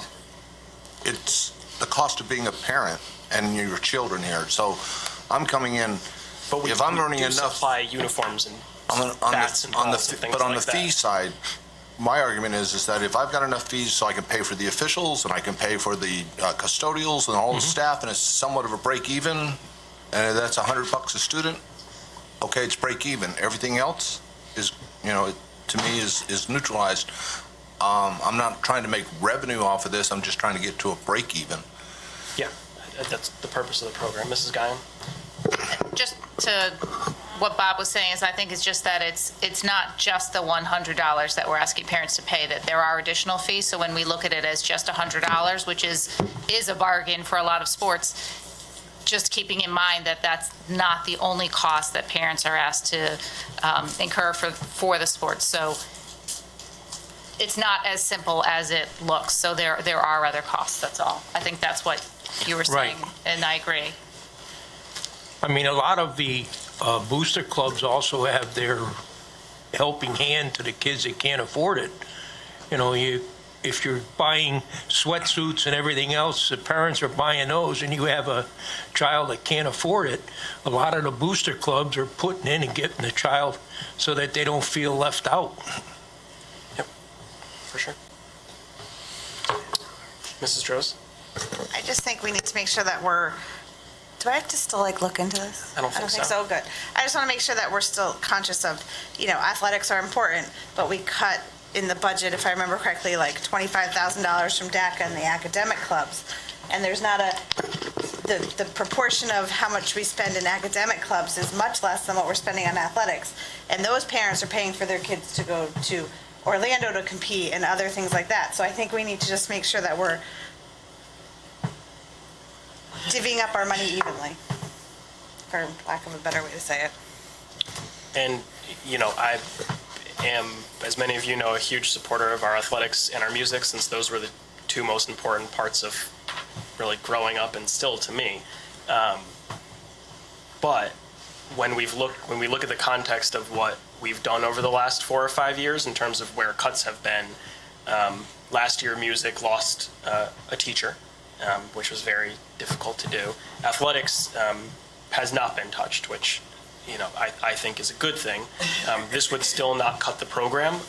It would shift some of the burden, and that would be the first time in my time that kind of thing has happened to athletics. One year, we actually added money into athletics, which... But couldn't the student athletic activity fund that the athletic director oversees help cover the recommended? So that's where the fees from the students come into. Well, that... So there would have to be an increase in the participation fee to put the money in to the athletic fund to be able to pay for, I don't know exactly where which account the 15,000 would come out of if that's what we decided to do, but it would be filled in by the participation fee. So the actual program wouldn't change. It would just shift a portion of the cost onto the parents. Right, okay, so we just do price transference, call it a day. Correct. All right. Yeah, so it wouldn't actually cut anything. Further questions on athletics right now? Okay. The next is school counseling, which is a blue tab. It's a reduction in contracted services, the $599 from $12,820 to $1,000. As Ms. Morocco's note says, this is to Naviance. And if you want to say anything on that. We have another unfunded mandate where we have to have a student success plan for all students in grades 6 through 12. So Naviance is the system that we use.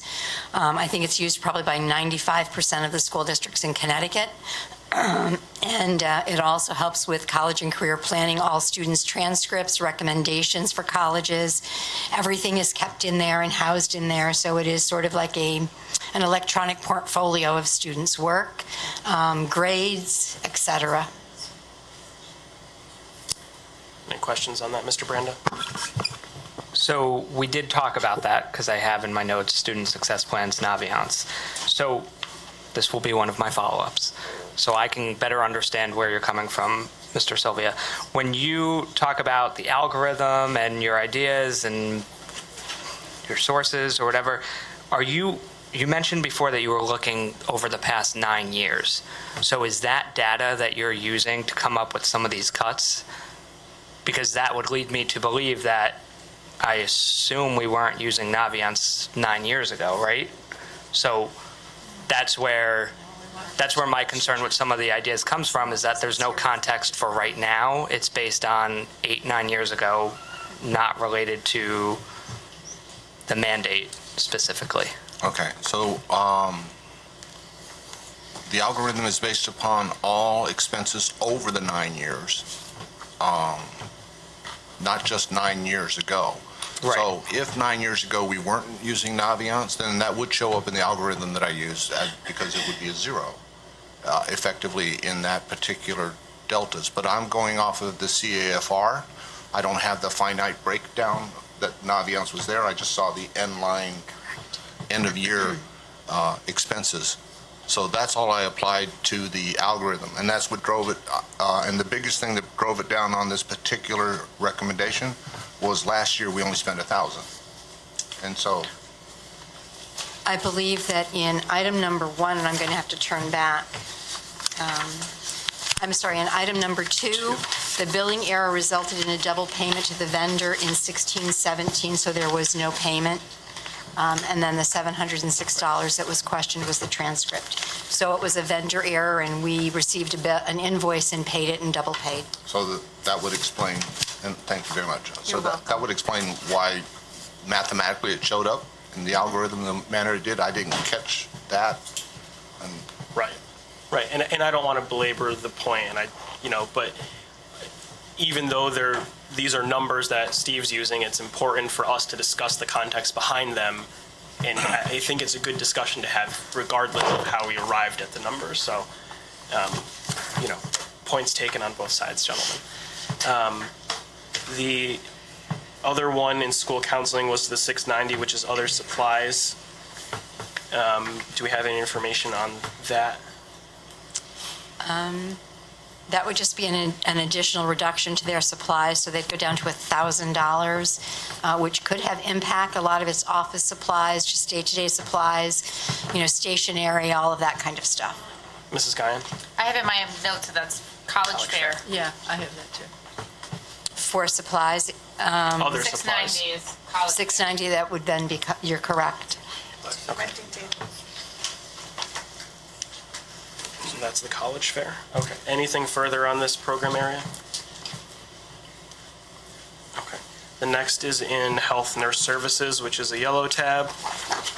It's a reduction in the non-certified salaries. Those are the salaries for our nurses.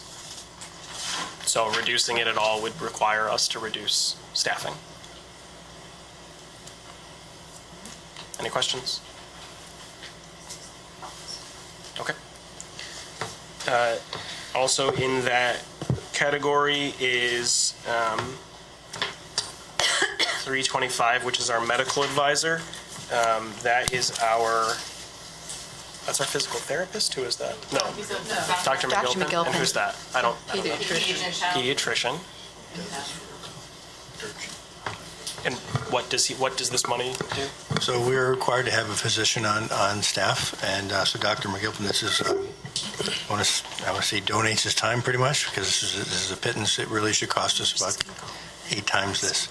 But he does this out of the kindness of his heart, and $7,000, I think, for the whole year. And so What kinds of things does he do? So he does examinations, and there are various physicals that he has to do, so the nurses aren't allowed to do those, so the doctor has to do those. So he comes in, and he's also our medical advisor. Mr. Tufelt? Is that the sports physicals and all the other items? Does this doctor perform those? I don't know if he does sports physicals or not. So you're talking about we have a contract with a physical therapist. It's not Lemmy. If he does provide the sports Oh, he physicals, does? if you Okay. don't go to your own physician, he will Okay. do that. Yeah. Okay.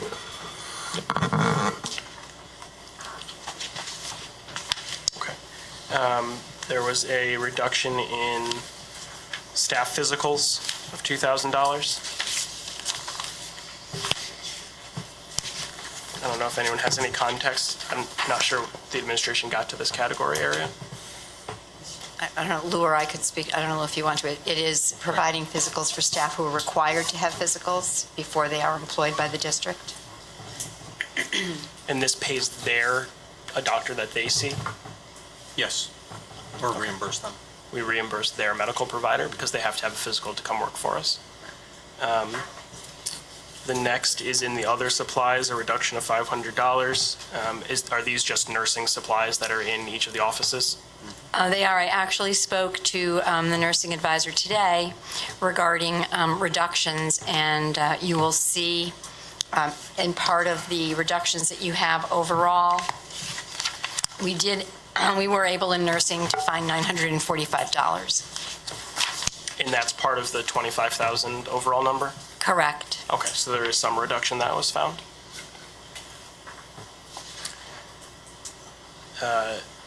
Seeing no questions here, we'll move to the next item, which is curriculum in the pink tab.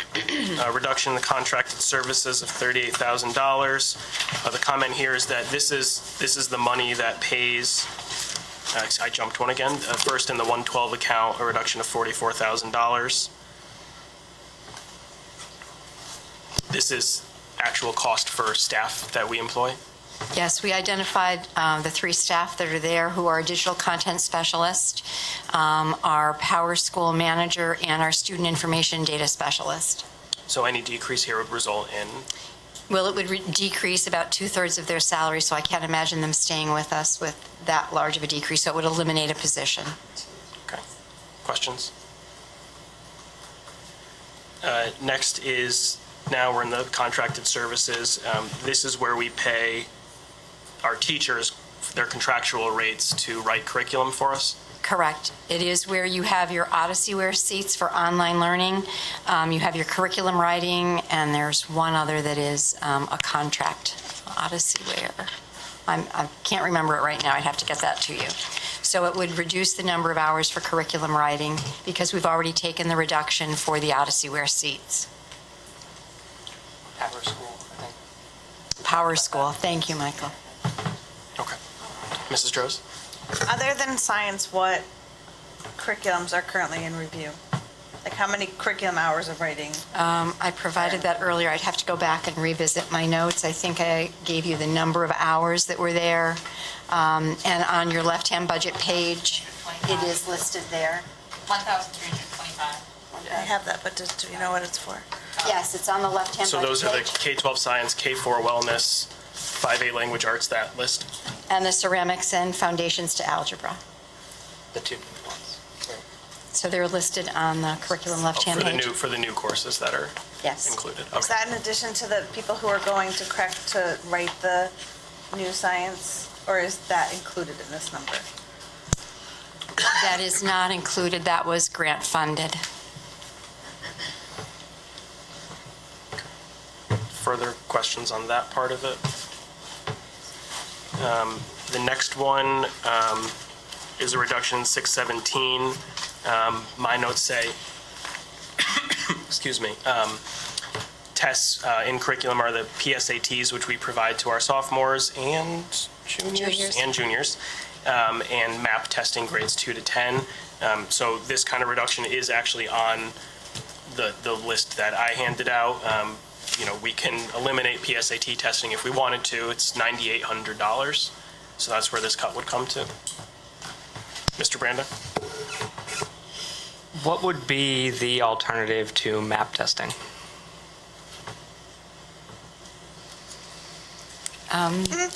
Off the top of my head, I can't, other districts use other test programs such as STAR, so I don't know, we'd have to research that.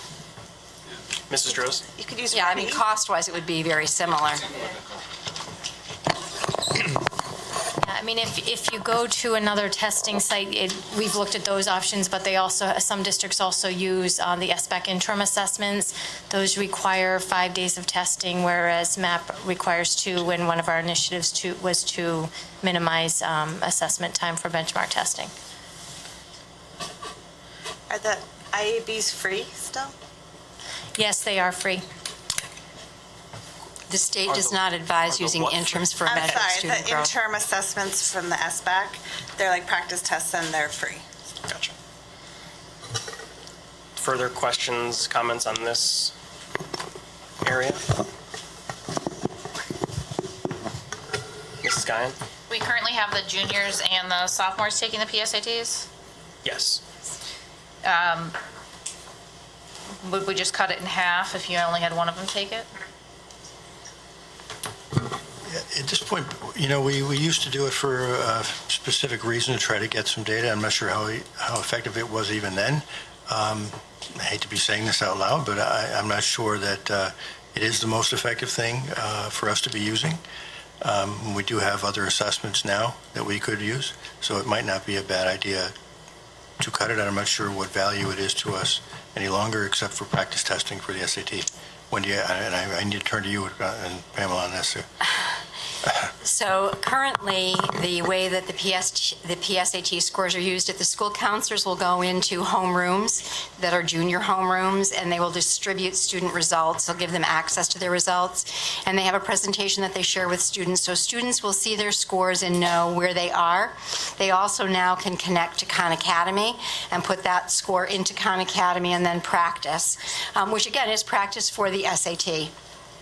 But the SAT has shifted, and they're now aligned to the course standards. So it is a little tighter, the alignment's a little tighter in terms of what they can do. As for teachers using data to help make decisions about instruction, excuse me, that is not the purpose of PSAT. It really is to help a student understand where he or she is and how he or she can get more assistance, usually through Khan Academy, to then improve their performance and their learning toward the SAT. Mr. Brandon? Just so I'm clear, so sophomores are taking PSAT and MAP testing? Correct. Okay. PSAT is a one-day assessment. Right. Anything further in curriculum? Okay, the next is media library. The first is a contracted service reduction.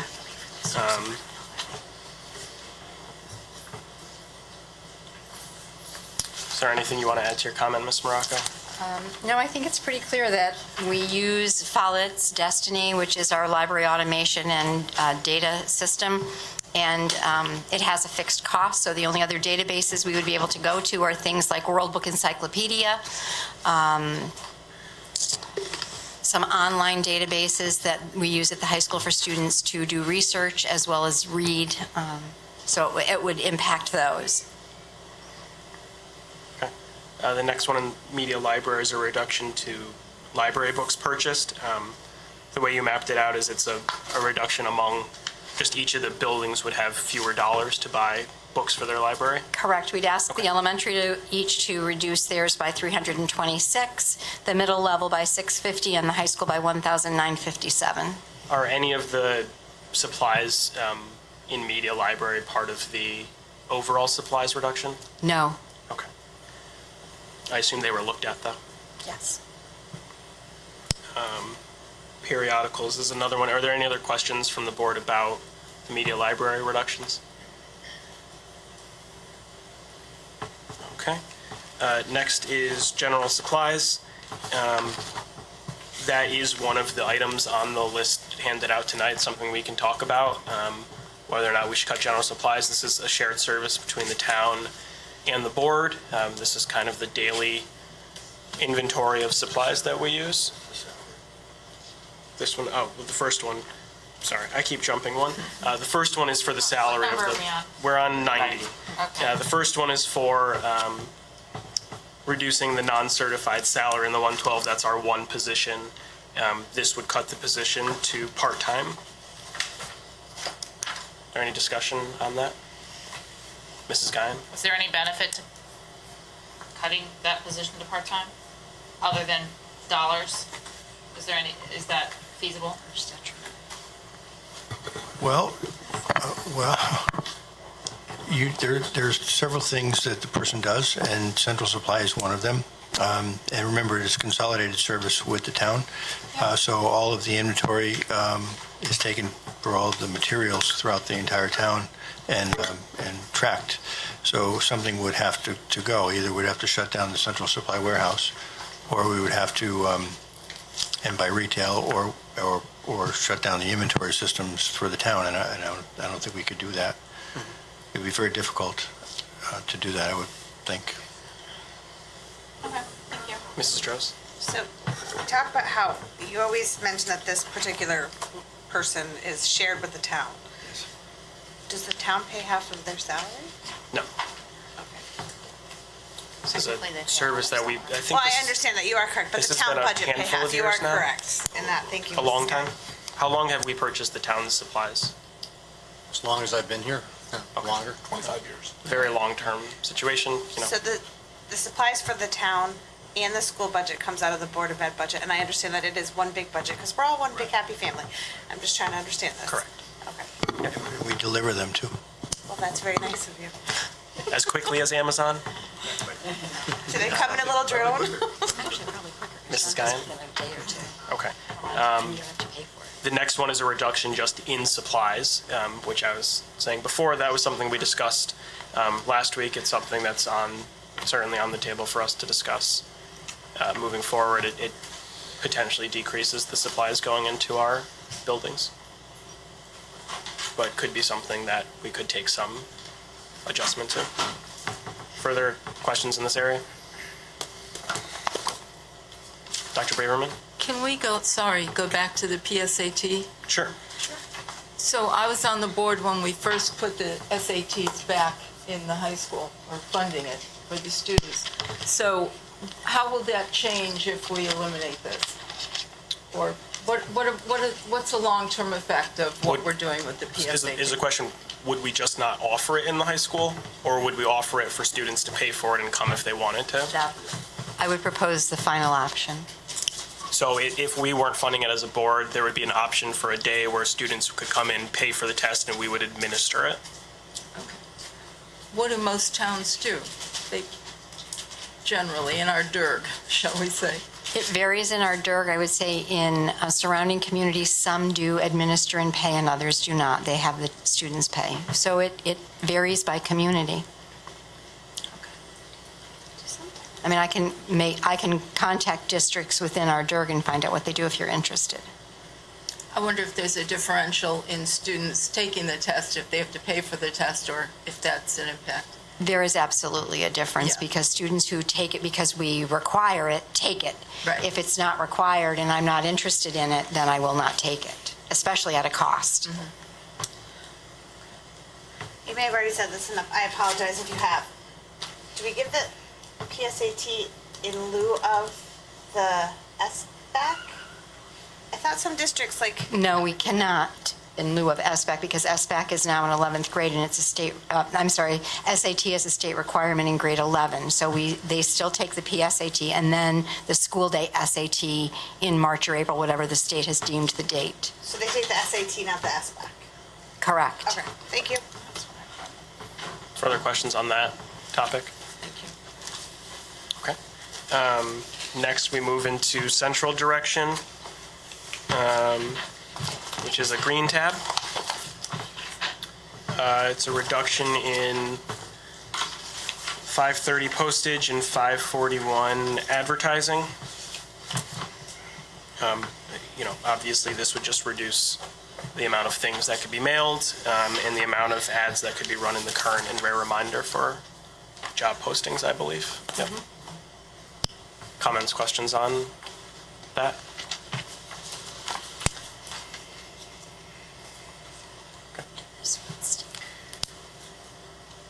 There's also one, okay. Moving on, there's also one for 550, printing,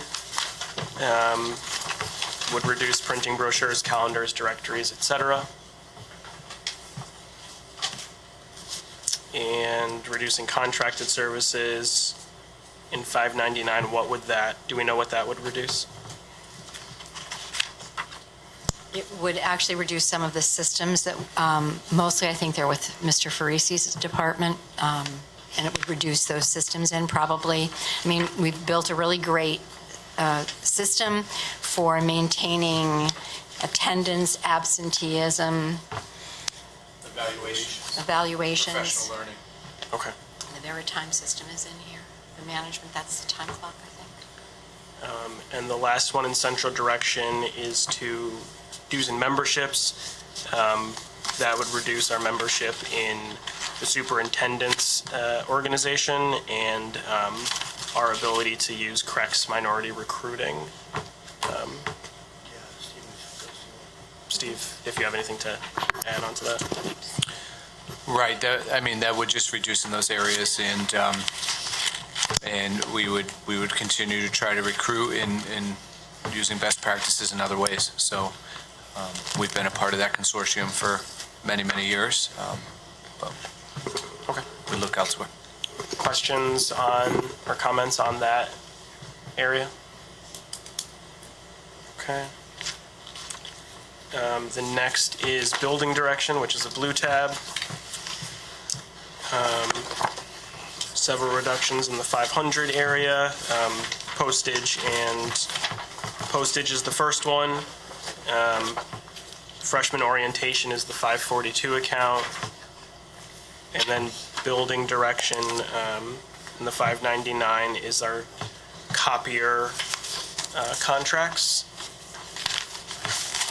And the 690 is discretionary spending, supplies for each of our schools.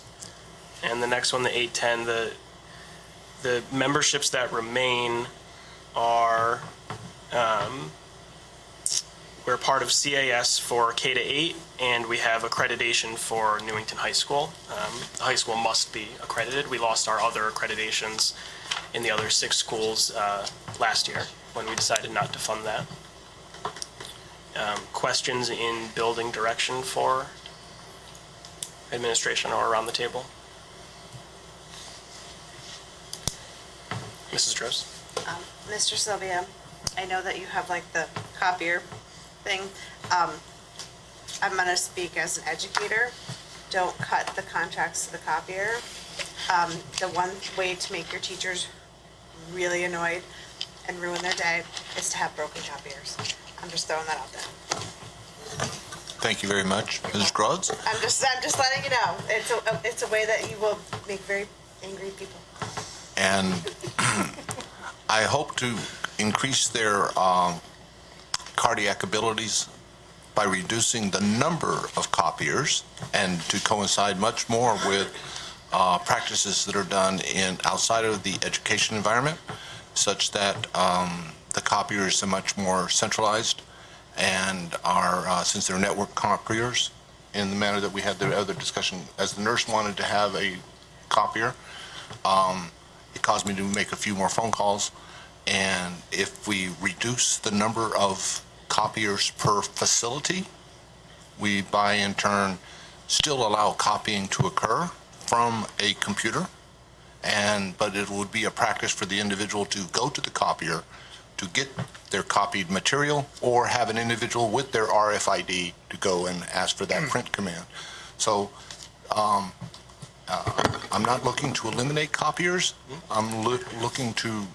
No, I'm not saying eliminate copiers. I'm just saying, because we had said that these contracted services were to manage the copier. And I'm just saying, like, I always agree with you on Right. most of this, but I'm just saying it's a pretty high priority as teachers. I can understand a person being upset if a copier's not working.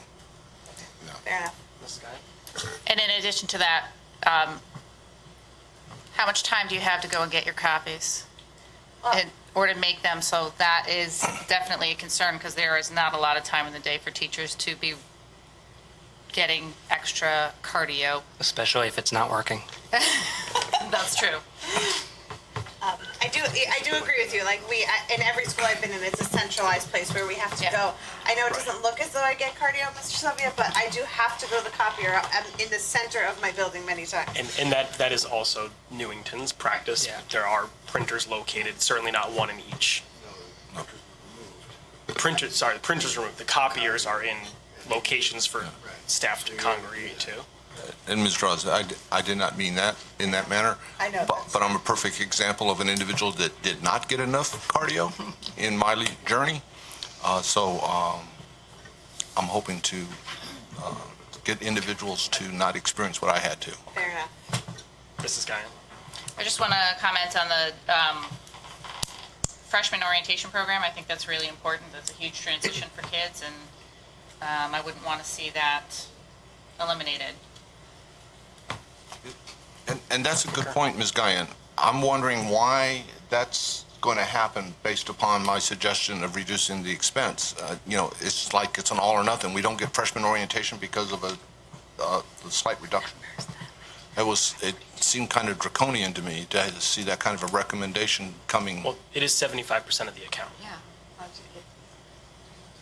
All right. Does that pay for Okay. staffing? Is that like a stipend?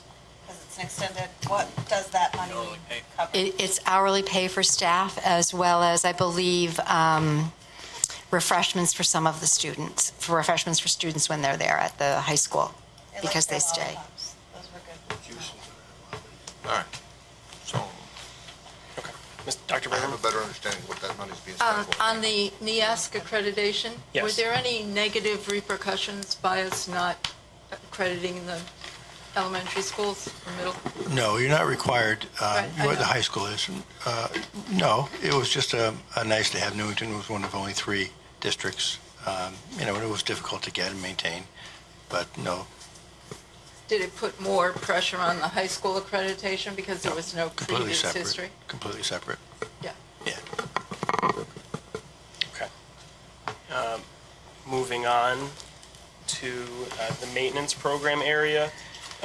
One of the things that we had talked about last week was a reduction of about $220,000 in that account, which is not quite all of the requests that were here from Mr. Sylvia, but that was what the administration had deemed what they thought was.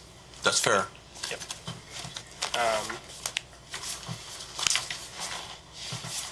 Next would be plant operations. I also had a question about some of these. The first one is 411, which is water. I was at the council meeting sometime in the last 6 years, I was at the council meeting recently. And there was someone from the MDC there talking about why all of our water bills are increasing dramatically. And the school system is no different. There is additional surcharges due to the Clean Water Act and their repair of everything that makes our water system go. That's the reason for the increase. The next program area for telephone services, I also had flagged down. One of the conjoining issues is with human capital development, which moving out of the town hall in the near future because of the renovation of town hall. The location that's been found and a lease entered into needs to be retrofitted for our uses. So we will incur additional telephone costs to do that, and we'll be paying for our telephone service for the time that we're in there. Mr. Sylvia? So we're paying for cost associated with the town hall renovation? Yes. And is there a cumulative total? Because everybody in town believes it's $29 million to renovate the town hall, and now I'm picking up these little surcharges. There are quite a few of those. I do want to say, and I can't speak for whoever was listening to various presentations over the years, that at least Councilor Maricchini, in my conversations with him and listening to him speak while that was going on, made very clear that the budget that was passed in the renovation, there is a lot of other money that's going to be expended for soft costs. All right. I'd just like to try to keep that as much on the surface for transparency purposes. Absolutely. So this is one of those areas where the town's picking up the rent for us to be in another place in this particular situation. We're going to be picking up as a board everything that goes along with it if we need to change things for our purposes, and for utilities while we're there, that's what we'll be picking up. In this one circumstance, we will also at some point be talking about what's happening with our transition academy. It's outside of this budget, but that's something else that needs to be moved, and who's paying for what when. Those are all questions. It's not all covered by the bonds. If I might suggest, if we could get a message back to Mr. Maricchini, that would help to really identify all costs associated with the town hall renovation, even though it's going to be in our budget and we're going to pay for it, and also for the transition academy, or if the library's got to do what they got to do, or whatever type of activities. I think it's important that the town understands the real impact, and we're being good citizens. We're going to absorb, and we want it in our budget. I'm not arguing that, but it's a matter of that. I call it a shell game, all right? It's that if it's being generated by the town hall renovation, otherwise we wouldn't be spending it, would we? I don't think to that extent. Okay, thank you. We would still have telephone costs, but. Right. Okay. Other ones in this category, this is 590, it should be 597 for uniforms. Those are contractual in the AFSCME contract. Agreed. I applied an algorithm to that. That's all it's. Yep, and I said a couple times, and I didn't want to belabor it, but those are numbers. We're adding the context now. I'm not putting this on you as, Steve, this was bad or anything like that. We're adding context now, which is good for everyone. Right. Next is 621, natural gas. I flagged that as well. If you could add, I don't understand. I need to look at all three of the accounts together, 621, 622, and 624. It was either the last board budget hearing or 2 meetings ago, I identified that we needed to make a transfer between the 621 and 622 accounts because they were improperly aligned. Our electricity is definitely up, between rate increase and the add of the air conditioning system over at John Patterson.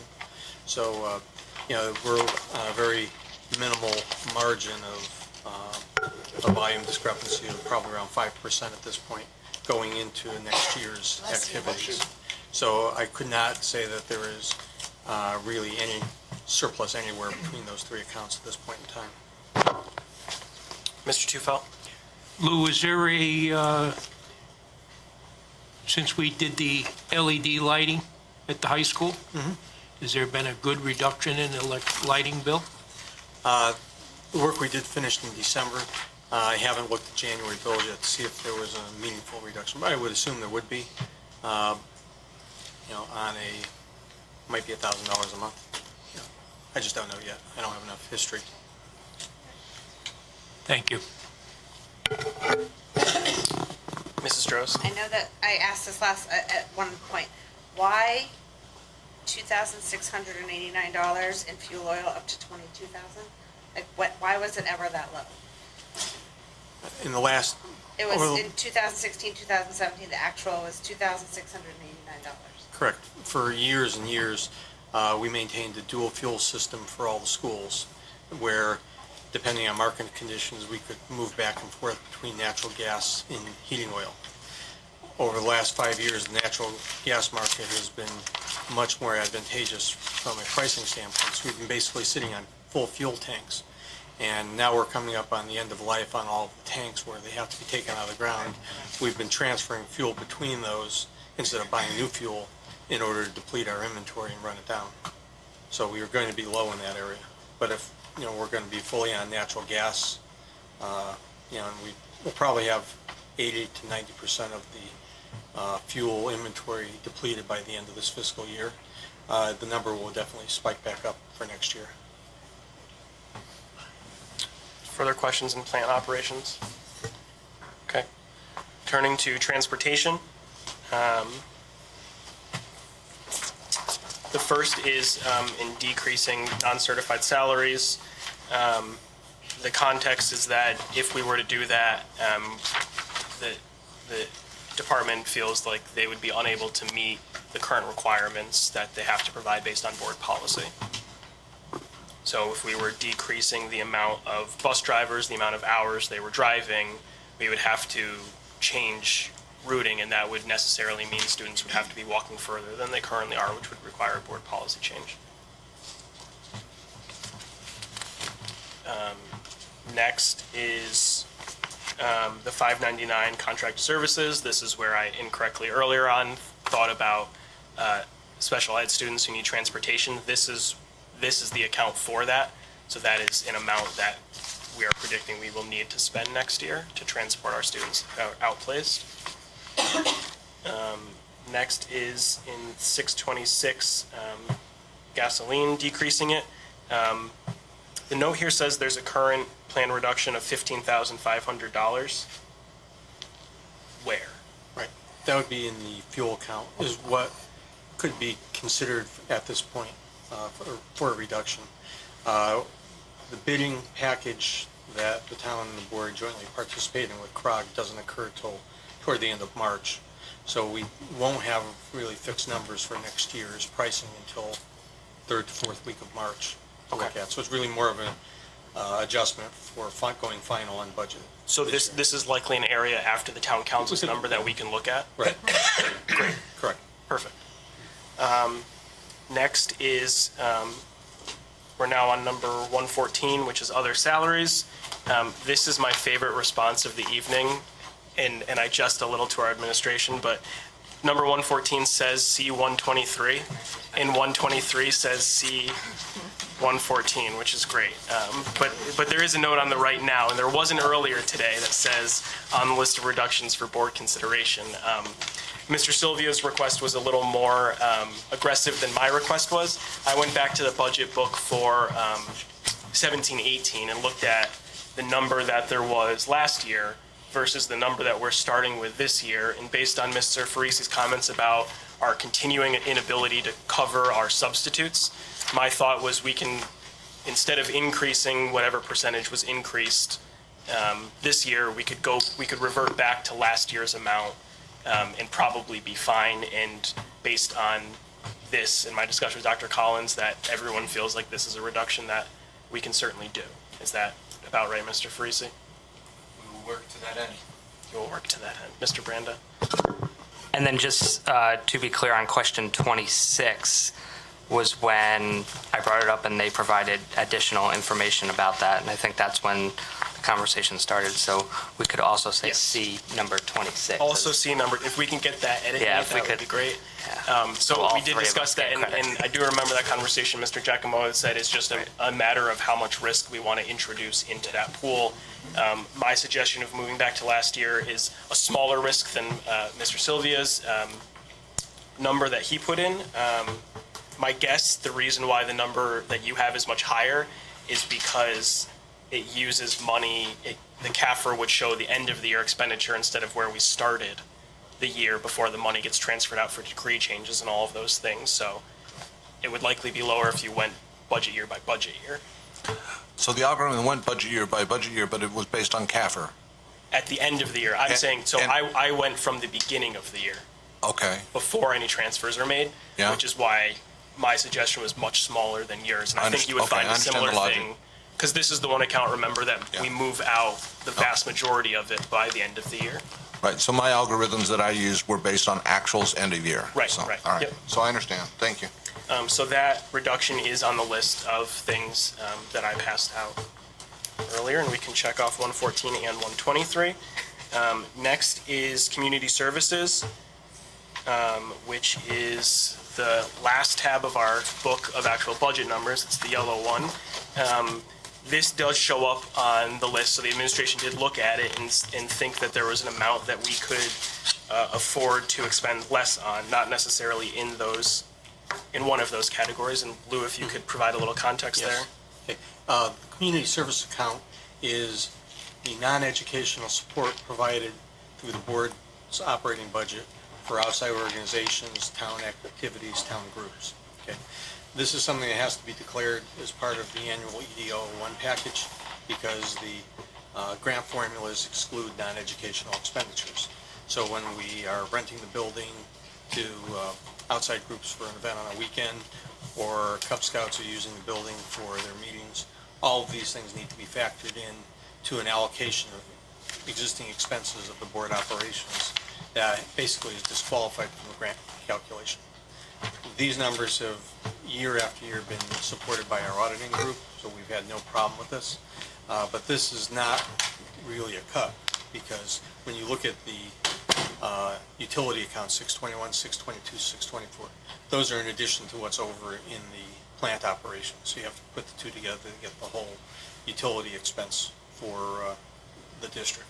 So if we did not have an allocation in community services, we would still have that expense, but it would be in the plant operations, which would force an over expenditure against that particular account.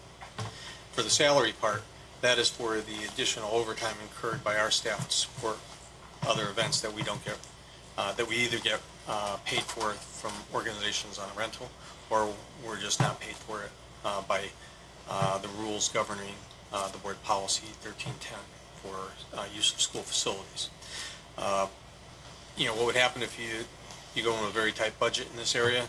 The question that has to be posed is, do we stop when we hit our budget allocation for financial resources dedicated to that particular purpose? Or, because if we go over, we would have to get it from an academic program to pay for those expenses.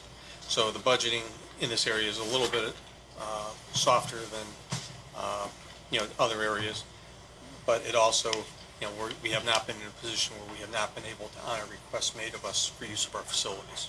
So if it's a board decision to limit the funds that we're willing to put toward community service events, you would really need to redefine or identify more stringently the elements of the policy that we use for guidance for how we rent the buildings out.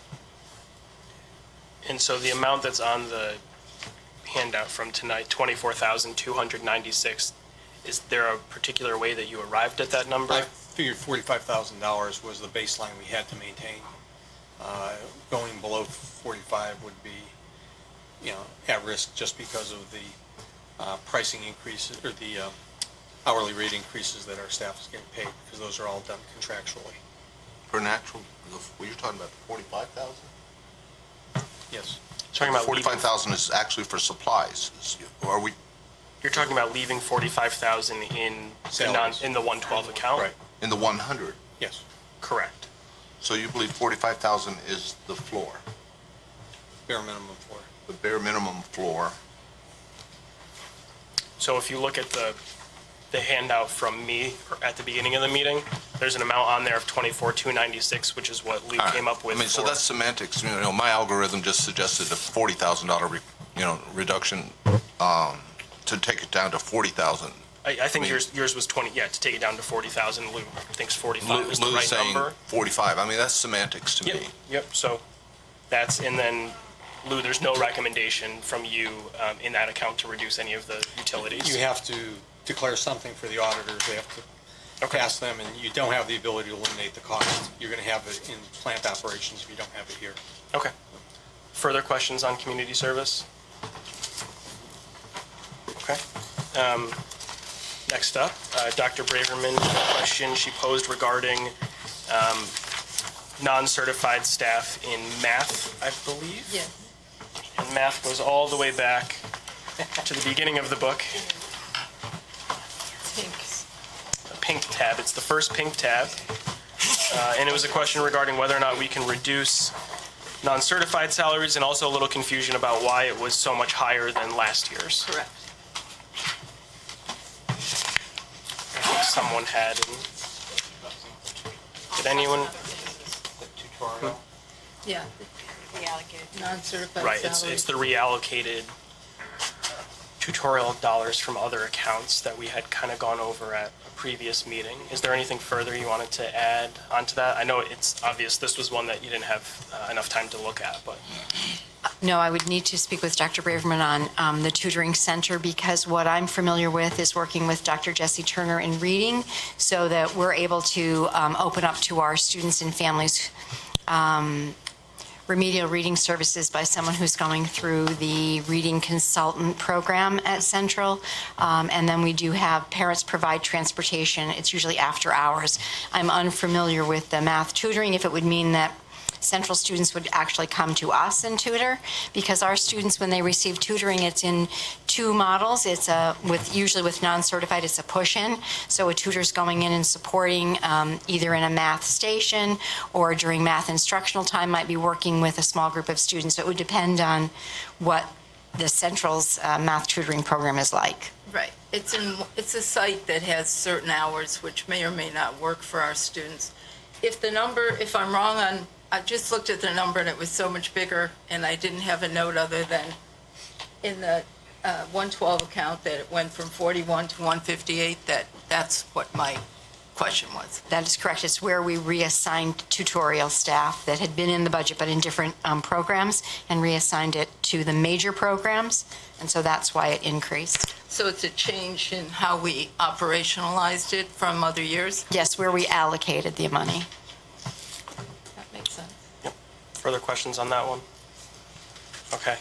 This is less of a question and more of Dr. Braverman at one of our meetings had suggested reaching out to businesses that she has connections with to talk about potentially endowing our academy at the high school teaching positions. And I know you've made some progress on that end already. You sent me an email today, so if Right. you want to say something about Sure. that. So I reached out to Kevin Pigeon at United Healthcare, and he didn't say no. He said, interesting idea, and that we should put a grant together and send it to them. I have who we should reach out to, which might be a good fit for the biomedical academy.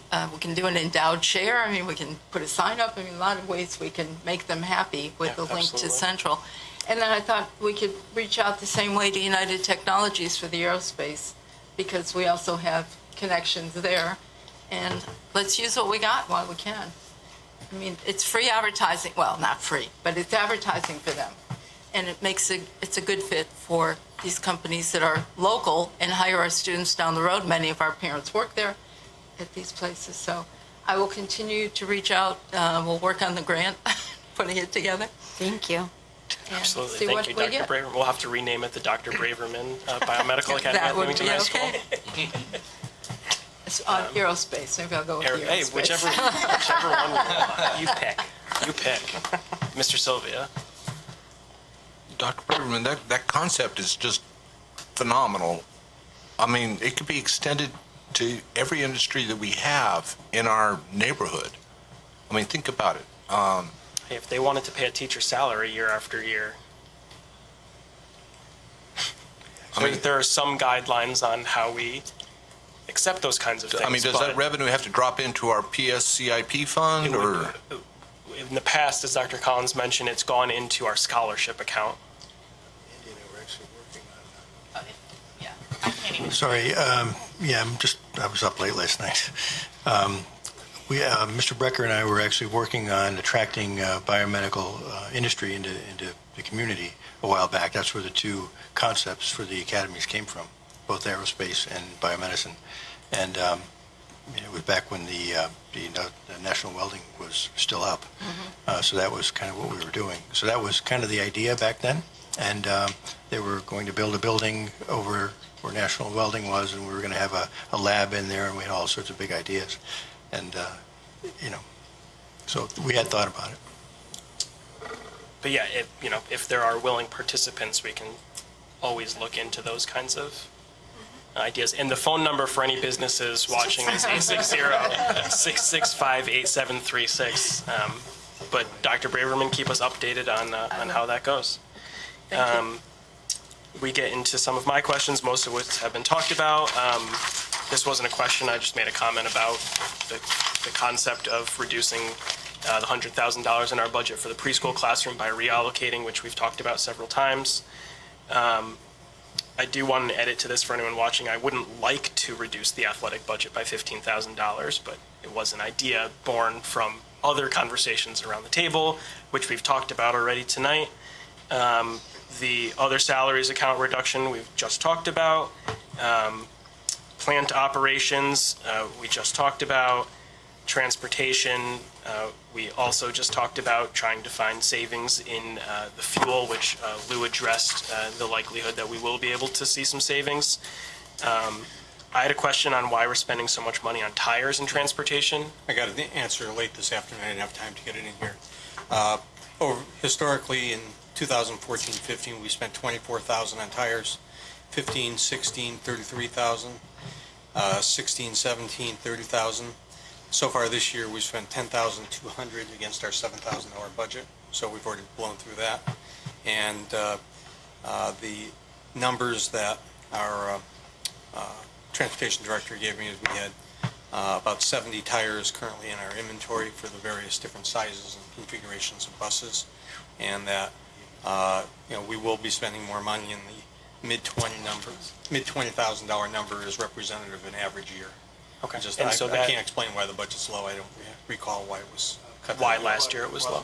We bought tires ahead, and that was out. Okay. So we bought them ahead. Okay.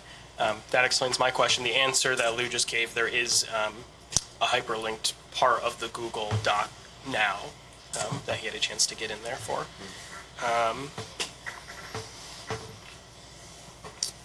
I also had a question about the salary account and transportation. It just seemed a little high relative to percent raises.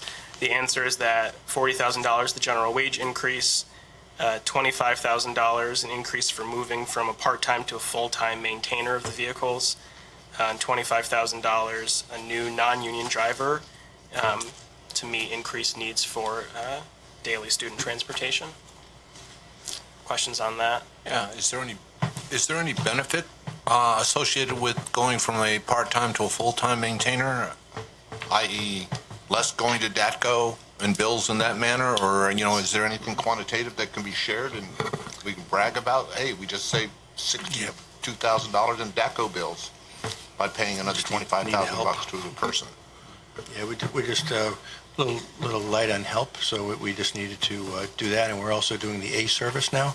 So between a combination of this and the Gator, I'm not sure exactly what the proper term is. I don't know if that's slang or not, but we were able to do what's called an A service now in-house, where that would require us to send the buses out every 90 days to DATCO at I want to say $158 a pop. Is that right? Okay. So every 90 days, each bus would have to go for the A service. We now do that in-house and save all of that money. So we have a fleet of 60 Yes, times 158. yes. So that's Every 90 9,000. days. Every 90 days. So Every- 9,000 every 90 days, so that's $36,000 a year. Yes, Rough math. yes, And we're paying 25,000 more for it? yes. That's a win. Okay. Can I do anything else? I gotta ask. All right, moving on to Mr. Branda's section. We answered the question about ed tech with needing a little more info. Next on the building direction account for the handbooks specifically. They are used as planners as well. Sounds like there's a potential for next year this to move, not the next time we talk about the budget in a year from now, that potentially be a time we could see a savings there, similar to what we saw with guidance, with Mr. Korn putting that online. So that's a potential. Maintenance, we're still waiting for a list of those repairs. Is that, It's shared with you. it's now on the drive for us to view? That's the answer? It came in too late to actually, it's on the electronic document. so- Electronically, we have it, so we can review that and move forward with it. And last, we've talked about this already, approximately $50,000 is spent each year right now on expelled students. So we got through, very good discussion about all of those issues. Thank you, everyone, and there were other, and I don't want people to think that just because a few names were on that chart, I did hear from just about everyone on the board. A lot of people had similar questions, so we didn't repeat the questions as they were on necessarily. If we go to the handout from me earlier this evening, I will tell you my opinion and then open it up for discussion on what we want to do as we finish this evening. The first part of this stems from discussions last week. This is what I considered to be the low-hanging fruit, the easier cuts, things no one seemed to disagree on. It gets our budget down to 4.58%. That is a reduction in the expulsion program, the new program of $50,000 due to what we talked about last week. A reduction in social studies textbooks that were determined weren't necessary. We didn't need that many. A maintenance reduction that we talked about ad nauseum of $220,000.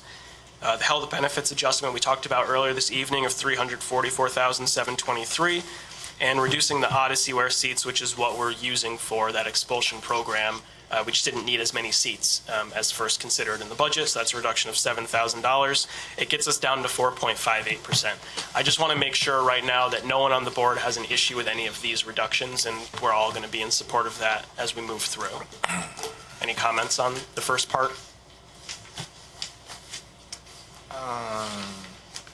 The reduction numbers, percent-wise, that's a cumulative total? So the middle column is a running total. Cumulatively? Cumulative budget. The right column, furthest right column, impact, is that individual amount. So $50,000 for the expulsion program is 0.07% of our ask. Oh, So okay. just from that, our request goes from 5.48 to 5.41, the delta 7%, 0.07. Right, so where my head's at is this. So let's say we do agree to the 50,000, right? Just Yes. for discussion Yep. purposes. So now the budget is at 5.41, 5.41. yes. But the new number would be like 74,197,000, Correct. right? Yes. So then the next 10,000, that 1% impact is based upon the original ask number or the new total? The impact is the amount that it reduces our ask by. All right, so, okay, so you're always going back to the original ask. Correct. And that's how you get, okay. I Yes. came up with a different impact because I was You were reducing it down. accumulating it. Right, gotcha. So when I So got it to always the- goes back to the original. Okay, so, Yep. all right, that now. And that way we can add them up and see what their impact is. So when we add up those 5 numbers, it is 0.9%. Got it. All right, so. And there's some that- rounding That involved. explains it. Yes, okay. All right, thank you. Any other comments on the Part A stuff that I had it labeled as? I think that's all pretty reasonable we've talked about. When we look at other reduction options, this is what I asked Dr. Collins to see what he thought was reasonable, and as I was calling through what I thought was reasonable. I want everyone to star 4 of them. This is just my opinion. The first one, reduce athletics. We go down to reduce community services. Then 3 down from that, other salaries. And 4 down from that, academic supply reductions. My personal goal for the evening, as I've shared, is to get down to around 4.5. Based on my discussions with the town council and just looking at what we need to do, I think that's reasonable, and it means it's about a 3% ask of new money, which I think is eminently reasonable for probably the lowest we've ever transmitted at of 3% of new money. These 4 areas, after our discussion this evening, seem to be, to me, the low-hanging fruit of any option we talked about tonight. It doesn't reduce any positions. It doesn't, talk about any of the really tough, bare bones kinds of things where we're talking about reducing program areas, which I think is very important to all of us. Those 4 items are 0.115%. If that was what the board wanted to do this evening, and that those were the top 5 in these bottom 4, we would wind up at 4.465%, actually under my personal goal of 4.5. So that's what I'm throwing out to the board. I'm curious your reactions, if there's other things you want to see us do, because what I kind of want to do is get a sense of the board so that when we go through the motions, it's a little more organized for all of us. Mr. Branda? Question regarding the expulsion program. Yes. So if that comes in to the point where we kind of, I think you and I are a little bit on the same page, that we need to that we can spend less on it. Mm-hmm. Because that money is in the Board of Ed tab, how does that... We can do whatever we want. Okay, so... As a base rule, we can... This is one of our 2 opportunities to do whatever we want with our budget. We can move money from area to area. We can add money into different areas. What I'm saying is if after, let's say 2 months from now, Mm-hmm. then it's discovered through various conversations, state legislators, whatnot. You mean after we're completely done? Correct. And now we've got 100 plus in the expulsion program. How do we, or what would be the method or process to get that money and go put it towards some of these items? Essentially, what would happen is if that guidance came down at one of our meetings, we would add an agenda item to talk about it and see what the board wanted to do. So we would have any number of things we could do. We could put that money, and that money would be available for July 1st coming up. We could earmark that money to pay diesel release bills if it came in too high. We could, if it's early enough in the cycle, we could determine that we wanted to hire a social worker. We wouldn't have to make any actual budget adjustments. That would be done at the mid-year transfer. But we would basically tell, Dr. Collins would probably come to us with some suggestions of what we might want to do. We'd have a discussion and then determine which direction we wanted to go in. So, and that can happen on any topic. It's not necessarily just that one, but it's Right, that's the one that, yeah, okay. Yeah. Mr. Sylvia? Along that same line, the reason why I was nickel and diming on all these accounts is so that I was attempting to generate, based upon what the town council finally gives us, I'm hoping to give enough room so that we could have, and with the expulsion students and things that we're talking about now, that we have sufficient room to do and implement what we've discussed for the social workers, and to be able to, I'll call it rebalance the budget and the accounts accordingly. So that's somewhat of the driver behind me. Josh, for the most part, I'm understanding and in agreement because I'm this close to it on your ask of the 4.5. I think from a clarity standpoint, though, and from the fact of the history, there's 2 messages out there right now in the newspaper world.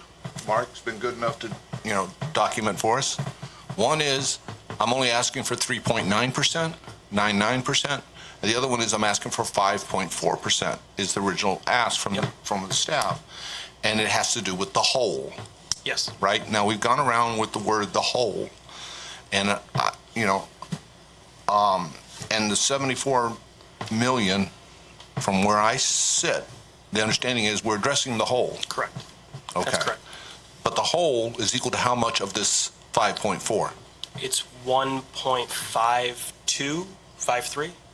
1.73. So The that entire difference- amount is 1.73. The recurring cost factor of it, because 1.52, I believe. All right. Because not the whole 1.2 million went to recurring salary and special ed costs. So, I mean, just from a communication standpoint. So that's why I say, and that's what we did our best when I was helping Dr. Collins with his presentation, that there are two different numbers because of the money we self-funded. There's a new money portion, and there's an overall impact to the town. Correct. And so that's why I say, when I say 4.5%, that's 4.5 would be an overall impact to the town. 3% of that is new money. Right. It's And money we're not that's- currently spending in the school. And that's why I'm elaborating the point, Yep. okay? And I really wanted to get out there to the community as such, all right? Much of what you've just shared, 3% is really the new monies of what we Correct. want Yep. to, in order to try to maintain what services we want to give to our students. And then we can argue over the semantics of self-funding and all that other stuff. But the other 1.2 was basically the opportunities that evolved and we found over the last 2 years, and we put aside in the non-lapsing funds, and we utilized them this year. I mean, on that part, all I would say for this particular list is that we have a line item that basically identifies that 1.52% of this 5.4, so that we're actually getting down to a number saying for new monies that we're asking for. And we can work on that kind of Yeah, chart. And it's that's just for the- certainly in my presentation to the town council, that's certainly going to be a big focus of separating out what's Correct. new versus what came from the non-lapsing account. Right, and Thank that's you really for the that. only message that I want to try to make sure we Perfect. get out to the community in total, so that, we're not walking and going, I'm asking for 4.58%. Right. But it is going to be 4.58%, bottom line, That will be the impact on the town. On the town, right. Without a doubt. okay, thank you very much. Mr. Branda? Just to respond, I actually don't have a concern with you, as you said, nickel and diming or coming up with ideas. My concern was more just the context of not understanding what something was within a budget, but wanting to cut it. And then when you look at it, and there were some people involved in that stuck out to me. And that's what, I don't believe that people should be in an algorithm. So that stood out to me. So Nope. I can understand where you're coming from. I appreciate wanting to get X, Y, and Z done. I just thought maybe there could have been a different strategy to communicating that. I think That's all. this is a good time to move on from. Okay. We have covevered it a few times, gentlemen. Respectfully, thank you for that. But I do want to get down to the business of the evening, which is, Mr. Brand has a question. Yes, so if we talked about reducing not replacing the retirements and moving it over to the pre-K. Correct. So that wasn't one of your starred Correct. items. It sounded to me, I don't like larger class sizes, but it sounded to me as though it's doable to the point where, what if that was where we allocated the funds for the social worker? So what I took from Mr. Farisi's report as we look at it is that it seems like one reduction seems reasonable. Right. Once we get above that, then the numbers start getting a little scarier. Right. So I think that is, and we didn't talk a lot tonight about the social workers, but it's at the forefront of my mind also, and I've asked Dr. Collins to figure out other ways, looking at all of this, to be able to do it. So how, when we get down to the final number, we will still have the opportunity, once the town council gives us a final number, to move our budget, and we can cut further money or decide that things are a higher priority than what's currently in. In terms of adding it right now, not my doesn't suggestion. matter, If it's the 'cause will you- of the board, we certainly can. Mrs. Stross? Along that, I think that should be waited upon. If the town council comes back and says, we need to cut it more, I think it's a viable cut. I just think that to Right. make them Sorry, kind of throw it I out. might not have been clear. I was thinking the social worker You were thinking was you could less, replace that with, and then not have to, let's say the difference is 25,000. Then you take away one of your, right, and so That's those kind of are what all I'm- of the things that will Right. kind of lay out options after we get a final number, and those will be the kinds of things that I'll be mentioning to the town council in the presentation in a couple weeks about these. There are, even though this is what we're presenting to you, what we're thinking down, as we negotiate and talk about what number you want to come in for the town number, we still have a huge priority that we're trying to figure out how to fill. We just haven't had time to figure that out yet. Right. And so they're aware of it, and they are aware of it, and they will continue to be aware of it. So, definitely things we'll be talking about. Dr. Braverman? Do we have power to reduce the substitute teacher amount? I mean, isn't We that do. depends on how? So it's all a matter of how much risk we want to introduce into that. So, if we reduce by a certain amount, there's a possibility that there would be an overage in the account. It doesn't sound like from our conversations that that's an issue that we've been having. So we'd be reducing it back to what we have in the account for this year for it, which seems like it will work. We have to cut somewhere. Based on past experience? Based on past experience, we aren't able to fill all of the substitute vacancies that come up. So it's reasonable for us to think that we'll be able to get by with what would be left in the account. Mr. Branda? is the thought with the athletics, the 15,000 reduction in tandem with raising the Yes. fee? Okay. Yep, so that was the conversation with Mr. Myers that the Right. administration had. It'd likely be a $25 increase in participation fee, about 600 students paying that, so it'd be about $15,000. So Okay. there would be no All right. cuts to the actual program. Other questions? I mean, are people in agreement with what I've laid out? I mean, this is kind of an accumulation of all of our ideas put into one and gets us down to about 4.465. Is there anything anyone in addition to that would like to see cut right now, or on the list not cut before we move into the motion portion? And I know you're smiling, and Well, it's Steve, the you know how I same. feel. If you want to make motions and you have your time. No, I appreciate it, Josh. At this stage of the game, at this stage of the process,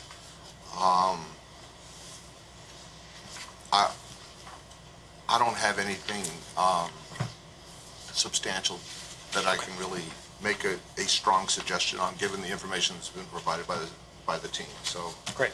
I'm good with where it's at. Thank you. Mr. Branda? Can you hit me again with the community service OT, the reduction, and how that would impact, not you, I mean anybody, how that impacts that program itself? Okay, community service overtime is typically for custodial support to keep the building open. Right. At times when it's not typically open. Or So we would have to have less. I'm sorry. We would have to have less events if we cut back on if we cut OT, is what I'm asking essentially. Or the board has to make a conscious decision either to limit it by policy, or if it's a matter of, no, we want the policy to stand, if we do go over, we have to get it from somewhere else. Okay, There's no place to go. right, at okay. that point. All right, thank you. But I think Lou's earlier comments also said that he didn't expect it to go over the amount that would be left in the account, so it's a reasonable place Right. to look. Does anyone have any further comments before? I'm just assuming it. Okay, Mrs. Guyan. Only to say that I appreciate how these cuts have at least from as much as I've taken in tonight, the least amount of impact on student learning. So I appreciate that. That was the goal. At this point, my assumption is we're all kind of in agreement that these are the cuts we want to make tonight. Yes. Okay. So we will now move on to the motion portion of this agenda item. And we have several motions that we need to go through, and just a reminder to all the board members and the public, the first thing we have to do is adopt the superintendent's budget as it was presented to us. That enables us to then make motions to reduce different account areas. We then, at the end of that, vote to transmit the budget to the town manager. for the town manager to do what she feels is appropriate. Then the town council has their opportunity to do exactly what we did. At the end of that process, we come back around this table and make any additional cuts that are necessary, and we will do something very similar to this, where we have discussion, questions, and we come to some kind of solution at that point. So, the first motion, if you would, Mrs. Guyon. Move the Newington Board of Education adopt the Superintendent of Schools proposed budget for 2018-2019 of $74,247,352. Seconded by Mr. Vasella. Is there any discussion on this first motion? And I would just again say, this is something we have to do, so we have to make it our own before we can change it. Mrs. Guyon? Can you just explain to me how we're going to spend all of that? No, just kidding. Sorry. Any further discussion? What a joker. Seeing none, all in favor? Aye. Any opposed? The motion passes unanimously. Thank you. We can now do, and in years past, we've had, and this is how different the board has become, and it's a credit to the members around the board. In years past, we have had written out before the meeting area by area motions for what exactly is going to be cut. As you all know this evening, we just made those decisions based on our conversation. So we don't have it written out line item by line item. We're going to wind up turning to Lou for filling in what we need to do based on these. There are going to be a total of 9 cuts this evening, and we will need to list the dollar amount, the account number, and the brief reason for adjustments will be the last thing. So, the first one, to reduce expulsion program, do we have the program area for that? It's in Board of Ed. It's in Board of Ed. Is that, I want to say 2910. 2310. Oh, so close. 2310. One of these days. Okay, so the motion would read, move adjusted by subtraction of $50,000 in account 2310 for adjustments. Do we have to say 611 or no? Do we have to say the account number, Lou? Yes. So it would be in program 2310, account 611. Okay, who's ready to make that motion? Mrs. Guyon.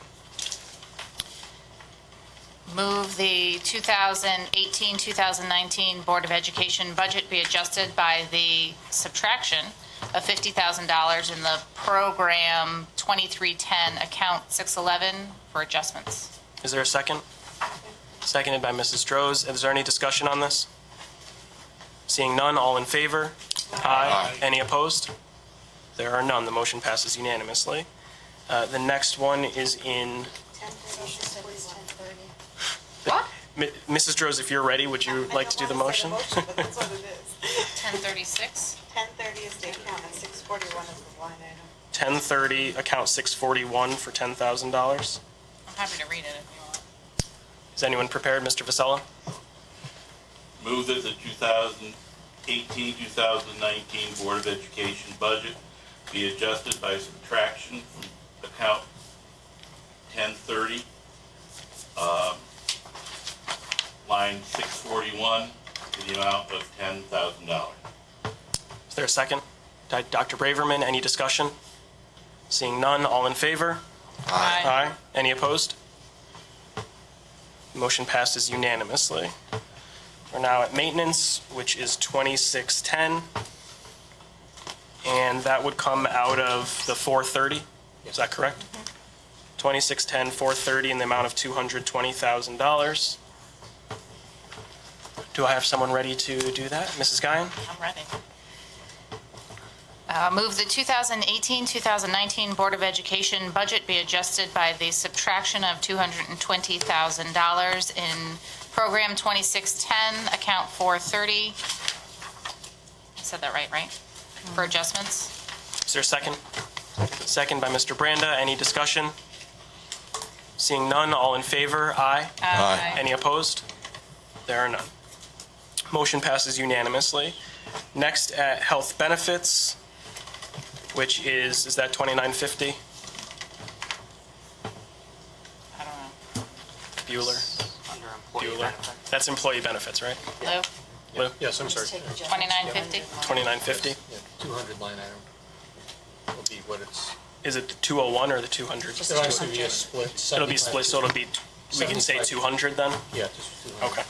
So it's program 2950, 200 account, 344, 723. Someone, Mr. Vasella? Move that the 2018-2019 Board of Education be adjusted by the subtraction of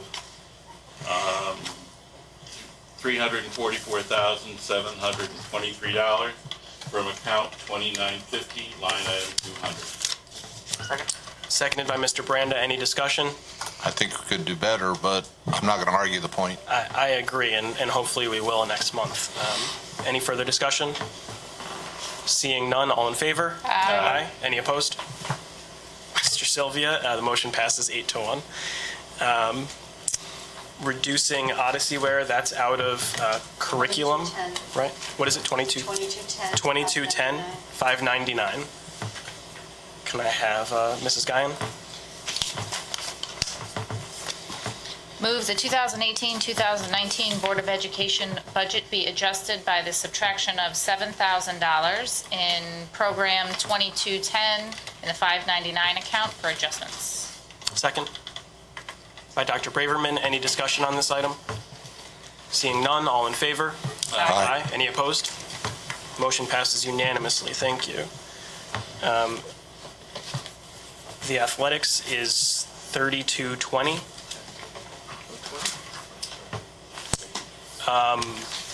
Where would we, Put that 599. in the 599? Okay. There you go, Mr. Sylvia. A 599 Yeah. reduction. Would you like to read the motion? No. Can I have a motion reader? 3220 and the account is 599. Mr. What's Vasell, it's your Paul's turn. We're just going to go back and forth tonight. Move that the 2018-2019 Board of Education be adjusted by the subtraction of $15,000 from account number 3220, line item 599. Seconded by Mr. Sylvia. Any discussion? Mr. Brando? Just a quick question, will we be voting on raising the fee tonight, or does that happen later? That's a program. That's You guys just do that, how does that work? That's just Mr. Myers, right? Well, no, we would have board action on it. We would have to have board action on it? Okay, so at a future meeting, we would? Can't Have throw action Mr. on Myers that? under the bus. I figured that was just his discretion, but I guess not. Not to raise participation. Not to raise, so that's a board responsibility, and we will have to take action at a future meeting. Okay, thank you. Any further discussion? Seeing none, all in favor? Aye. Aye. Any opposed? The motion passes unanimously. The next is community service. It is code 3300, and that would be a reduction to the 112 account. Mrs. Guyon? Move the 2018-2019 Board of Education budget be adjusted by the subtraction of $24,296 in program 3300, excuse me, just straight 3300, account, in the 112 account. Is there a second? Mr. Sylvia, any discussion? Seeing none, all those in favor? Aye. Any opposed? Motion passes unanimously. We move on to other salaries, which is $1190, and that would also be in only the 111 account. Mr. Vasella, you're up. Sure. Move the 2018-2019 Board of Education be adjusted by the subtraction of $17,667 from program 1190, line item 111. Is there a second? Second. Seconded by Mrs. Guyon. That's really not fair if you're going to read a lot of... Sorry. I do not recognize Mrs. Guyon's second. I recognize Mr. Branda's second. I was not seconding. I have a Can I question. have a second by Mr. Sylvia? Is there discussion, Mr. Branda? I could be wrong. Did you add $2 to that? He did. I did. Okay. You sneaking in $2? It should be 60. It should be 17,665. I believe you said 667. Oh, okay. No. All right. So we've got a problem. I'll leave it up to you guys. We can either amend it or vote it down and then re-say it. Vote it down. Let's vote it down. Is there any further discussion? Seeing none, all in favor? Nay. Mr. Sylvia's in favor. All opposed? Nay. The motion fails 1-8. Mr. Vasella, could you read the next motion, please? Sorry.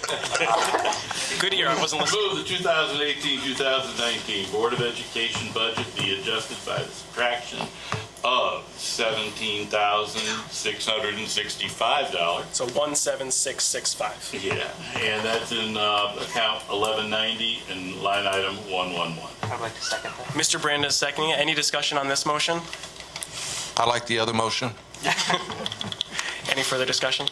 Seeing none, all in favor? Aye. Any opposed? Mr. Sylvia, the motion passes 8 I'll to 1. donate the $2. The last one is the academic supply reductions. Ms. Maraca, do you have the specific program areas? I do. So the first one would be in Art 1002, account 611, $232. How much dollars? $232. How much dollars? I knew what you meant. Do you mind saying the rest of them just so we can make sure we have them all? Technology, which is 1008, 611, $64. Oh, my God, it's going to take a while. English Language Arts, which is 1012, 611 account, $288. Math, 1020, 611, $155. Wellness, I have to look that one up, I don't know it off the top of my head, which is 1024. That would be the 611 account for $189. Reading, 1026, the 611 account, $550. Social Studies, which is 1030, will be in the 640, I just want to check, 642 textbook account, I believe. 641 will be textbook. 641 textbook, $19,360. School counseling, what's the account for school counseling? It's 2120. 2120, which will be, I don't have the account, the actual object for this one. It'd be 690 for the office supplies. No, it wasn't. And I don't have any detail with me. Put all that detail in the, let me see. Yes, you, in the 800, it's 1621.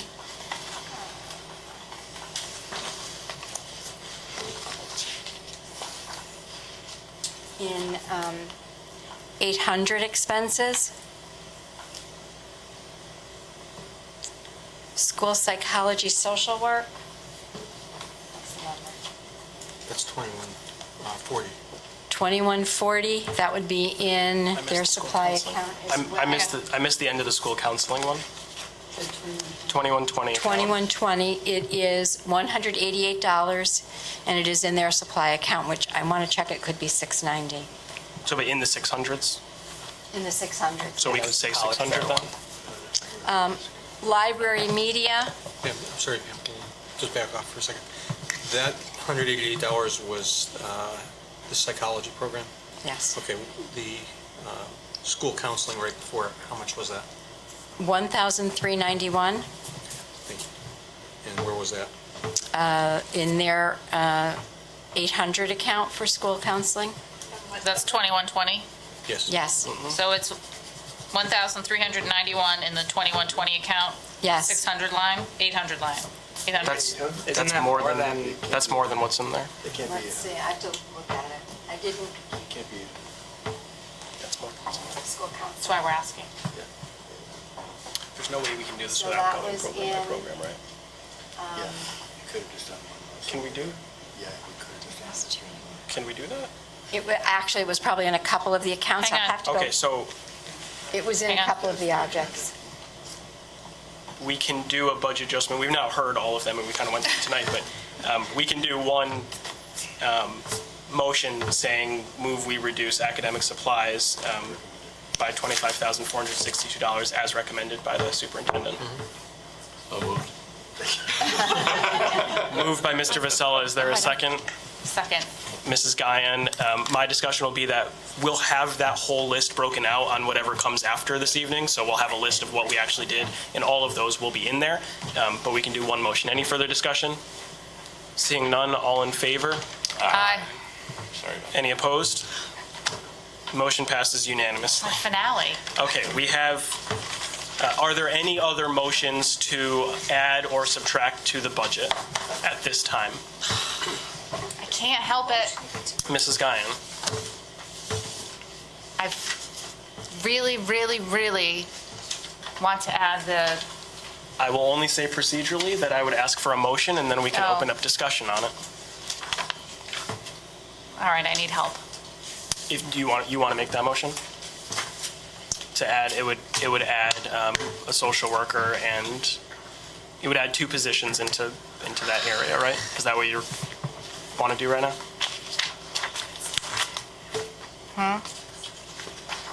Yeah, I want to. Do we have the dollar amount for that in what program area? It would go into the Board of Ed account, is that right? Because it's a plans proposal, it would go into the Board of Ed account, right?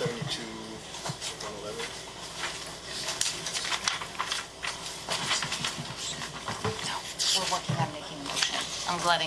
Wait. I'm letting, Dan, you have to, so the plans proposal says 174 and 40, but Correct. you would have to, how much are you allocating? That would all go motion? into, that would all go into the Board of Ed account, if that's Right. what if you were looking for those 2 positions. It would be $174,040.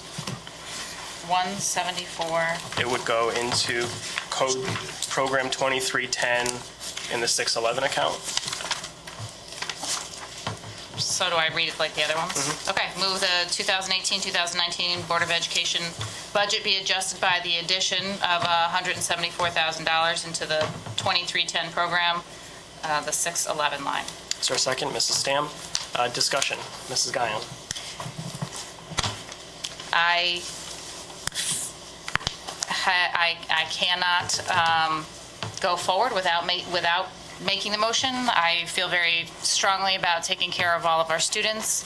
I am very deeply saddened by what has happened in Florida last week, and I can't help but worry that it will happen again someplace. I don't want it to be here. Anything we can do to be proactive is really important, and it just, I think it's really important for our community to take care of our students and our community as a whole that way, so. Mrs. Droz?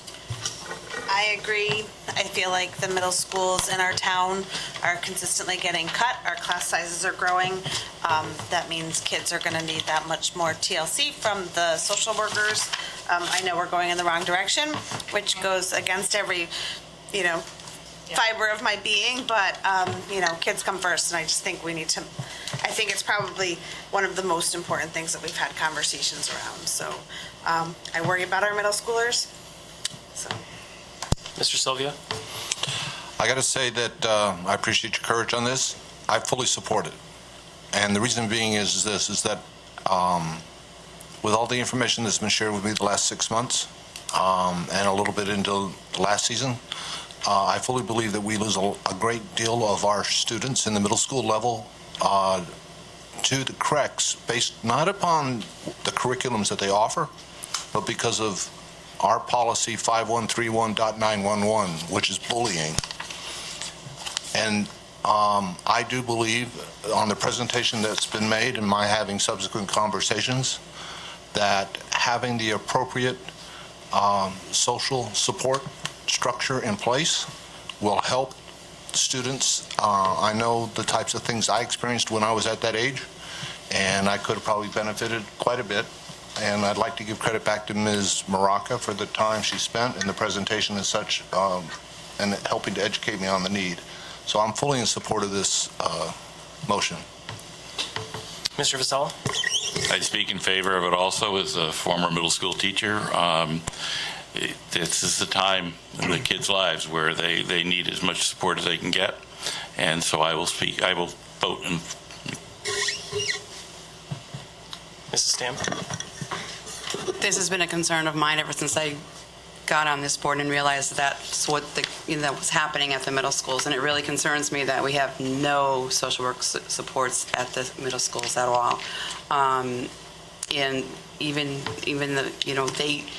the percentage for the psychologist there is minimal too. And my goal was to get one full-time social worker at each school, and I do believe that we still need one full-time social worker at each school and a psychologist to split the difference between those extra testing that we need to do at the parochial schools and things like that.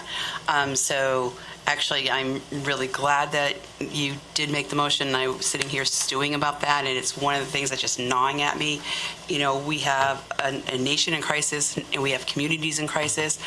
We had an incident here in this state that's just, nationally recognized. I have a personal connect. My daughter teaches in Newtown. It still impacts her today, impacts our family today. Even I'm going to tell you, even though you're not in that school, when you're in the system and you're locked down for those all day long, it impacts your entire being. And those children are now coming up to the high schools, and now the teachers are dealing with that ramification. And we need this. We need this. That's all I have to say. Mr. Brandon? I think, recently everybody wants to know what is everybody doing, right? Like, what's the one idea or the two ideas that we can do to hopefully stop the next whatever from happening? And I think this is step one, right? This is what we can do. There's more to be done, but I think we are trying to do our part, and I credit Emily for motioning. If anybody ever walked with her over the summer, she talked about this. This was, she's very passionate about it, which I think just learning from her kind of got me passionate about it. So I would definitely support this. Dr. Braverman? I support it as well. Do we have a number that we can put into a motion? Mrs. Guy made that motion. Good job. Good job. In my calculation, and Lou might be saying the same thing, this would bring us to about 4.7 overall. 4.71. Just one 4.71, clarification. When yes. I heard Emily's motion, it was 174,000 exactly? Correct. I think she said the full number. 170,040. Yes. Okay. I think it's 174,040. I did not say that. What did you say? I said 174,000. I think we can get by without $40. $40 in materials. I'll throw the $40 in. Mrs. Rose, further comment? Sure. I know this is not the proper place, but if we needed to get back down to the number that you were thinking, I would say the reallocation of the PK position is, I think the social worker outweighs, the need for the social workers outweighs. An elementary classroom Yes, position? thank you. My comment on this was going to be 4.71 is not a number I would want to transmit to the town. I know this is an incredibly passionate subject for the vast majority of the board, including myself. So my comment would be that I would look to then make a motion to either reallocate the pre-K position or to do the reduction in reading support that we had talked about last week that could potentially be grant funded. So it wouldn't be a loss of something necessarily, except for supplies that grant money would have otherwise gone for. What happens if we don't get the grant? The grant, Or do I we don't get the believe grant? Mrs. Maraca is the getting the grant money isn't the issue, it's how we use it. Is that correct? Or It's Title I is an entitlement grant, and it's just based on sort of our level of poverty in the district. so that would bring us, if one of those two things passed, it would bring us back down to about 4.56, which is in the 4.5 to 4.6 range that I've been indicating strongly would be somewhere where we would come in. Mr. I can Sylvia? support those motions. Is there any further discussion on this one? I think regardless of the ramifications, it sounds like this one's going to pass anyway, so that's further discussion after someone else makes a motion. Any further discussion on this? All in favor? Aye. Any opposed? The motion passes unanimously. This has been in the works for 10 years. We're moving it forward to the town council at least. So Is there another motion?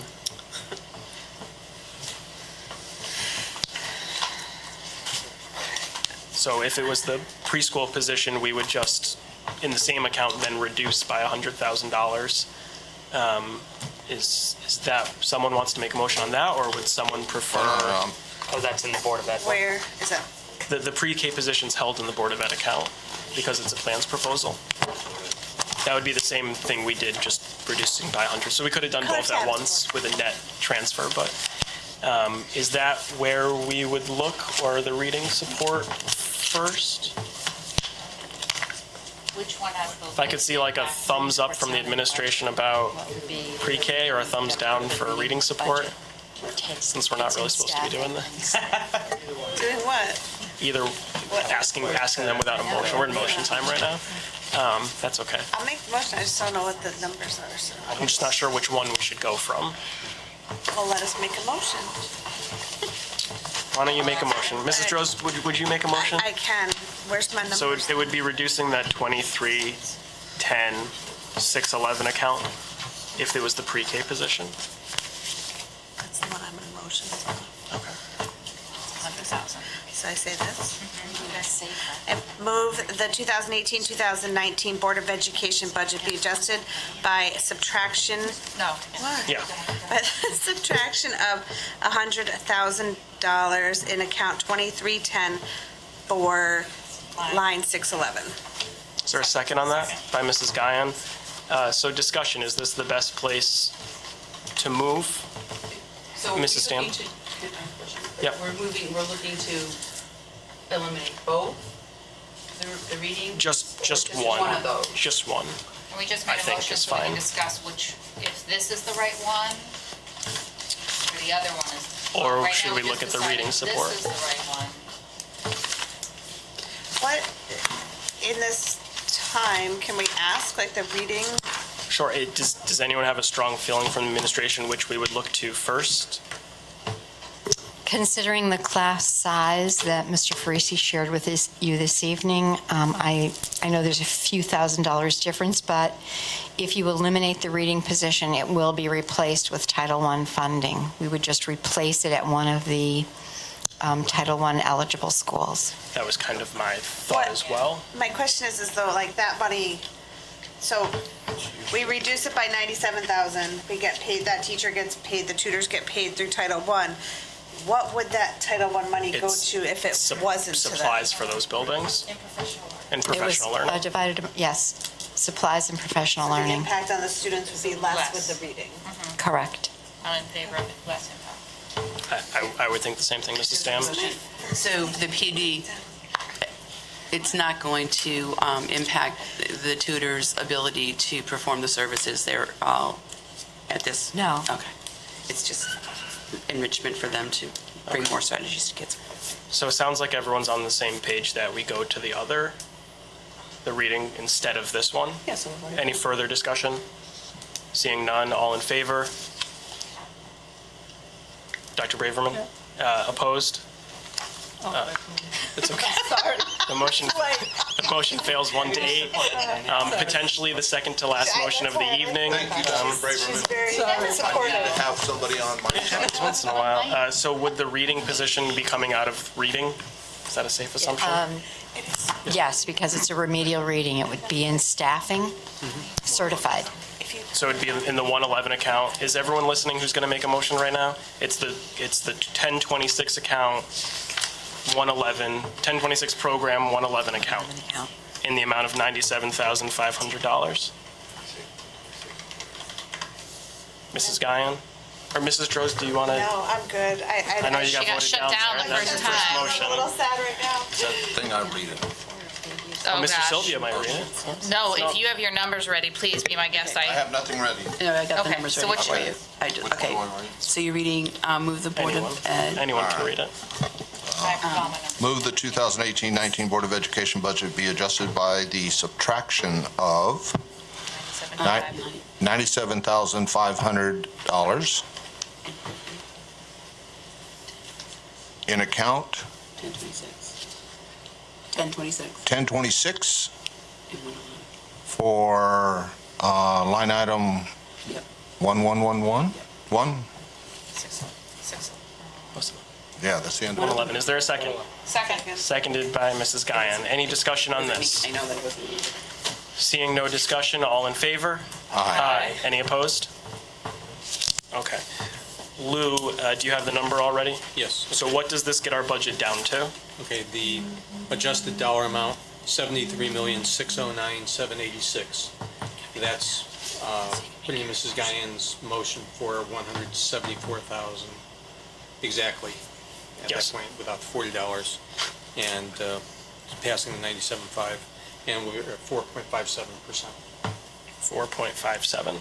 Can you give us that number one more time? It is $73,609,786. Oh my God, way too fast. 609. $609,786. 609,000. 4.57% increase. Oh my God, I'm stuck on 73 million.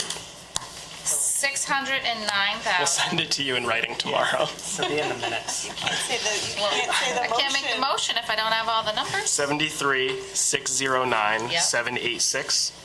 4.57%. Before we move on, are there any further motions to adjust the budget before we vote to transmit? Mr. Vasella. Are you satisfied with the 4.57, or do we need to look before we move? I have been saying 4.5 to 4.6 because I don't believe in getting to a number just to get there. Yeah. I think 4.57 is fine with me. It's still just about 3% of new money, which is, 0.05 is not going to hurt anyone. And I think we stand on firm ground with putting our two absolutely. social workers in. So I think that it's a very legitimate move. Yeah, I agree. I don't have any further motions that I think are necessary right now. Anyone else? Okay. We'll move on to the final motion here. Mrs. Guyon. Move the Board of Education transmit the 2018-2019 budget to the town manager in the amount of $73,609,786, which represents an increase of 4.57%. Seconded by Mrs. Droz. My discussion will be is I feel comfortable with transmitting this to the town. I think, even though I wasn't prepared to do it tonight, I think we did the right thing by adding that in. I think we all agree that. And, from here on out, we'll be going to bat with the town to justify our budget, to tell them this is what our students need.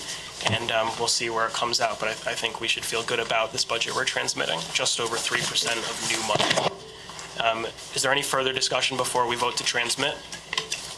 Seeing none. Or Mr. Sylvia, do you have something? Yeah, I just want to share with everybody that for the third time, this is my third time. This is the first one I've actually enjoyed. And I appreciate everybody's time, effort, and diligence in discussing and bringing forth all of the suggestions. So thank you very much. Thank you, Mr. Sylvia. Is there any further discussion? We will have remarks by board members as an agenda item, just so you know. Just about the budget specifically, I think the admin staff did a great job of getting us answers when we needed them. Being new and having lots of questions, I just really appreciate how fast some of those questions were answered. So just wanted to send that thank you. Any further discussion? Again, I will say that we do have time for board member remarks, so Mr. Brandon just lost his time there. Any further discussion? Seeing none. All in favor of transmitting? Aye. Any opposed? The motion passes unanimously, 9-0. We will now move on to public participation on any matter related to board responsibility. The phone line is open at 860-665-8736. We'll give it a minute for anyone who's still watching at home to call in. I will say we'll probably just move on to board remarks. If someone does call in, I'll interrupt and take the phone call. Dr. Braverman, anything? No, I'm good, thank you. Mr. Vasella? I'd just like to kind of echo what... We do have a phone call. Do I just press speaker? You're on with the board, Mr. Bashan. Hi, thanks for taking my call. I was trying to call in on the first participation, but I just missed you. Sorry about that. That's okay. It's my fault. A couple things. First of all, I want to acknowledge or, lend my appreciation for all the work that you do there. I watched the whole thing waiting for this, and I'm pretty impressed by the amount of work that goes into that. I would never be able to do it myself, but I do appreciate the work you're doing there. I have a couple of questions on statements on the diesel release issue. First of all, I think this was by far the most informative presentation that we had with the environmentalist. Something that even after 7 weeks, we've yet to see anything like that at the town council level, so appreciate that. Reading some notes that I had here. No problem. The news is very encouraging, that everything we've been hearing lately, and it's looking like the cost is going to be much lower than anticipated. So, I mean, all things considered, it's about as good as it could be for the situation. My main concern is, and I've asked this at the town council twice, and that is when you had a discussion about allowing the town manager to remove the bus garage if necessary for the remediation. I was at one of the meetings where it was discussed, and you approved it, and that just made perfect sense. And so recently, as you know, the garage was removed. I asked at the recent meetings, town council meetings, if the value of the garage was factored into the $90,000 savings. So I didn't get any answer. I've been asking a few people. I've heard through the grapevine that it wasn't, but I can't say that for sure because I haven't been able to confirm that. So I just wondered if you had any discussion with the council, or if there's been any discussion at all. Is there any intention of rebuilding the garage? Or if the replacement value was ever factored in, because we were told we saved $90,000, but obviously a 10-bay commercial garage is worth a lot more than $90,000. So I think there's something wrong with that accounting practice if it was just forgotten about or not factored in. So looking at my notes some more.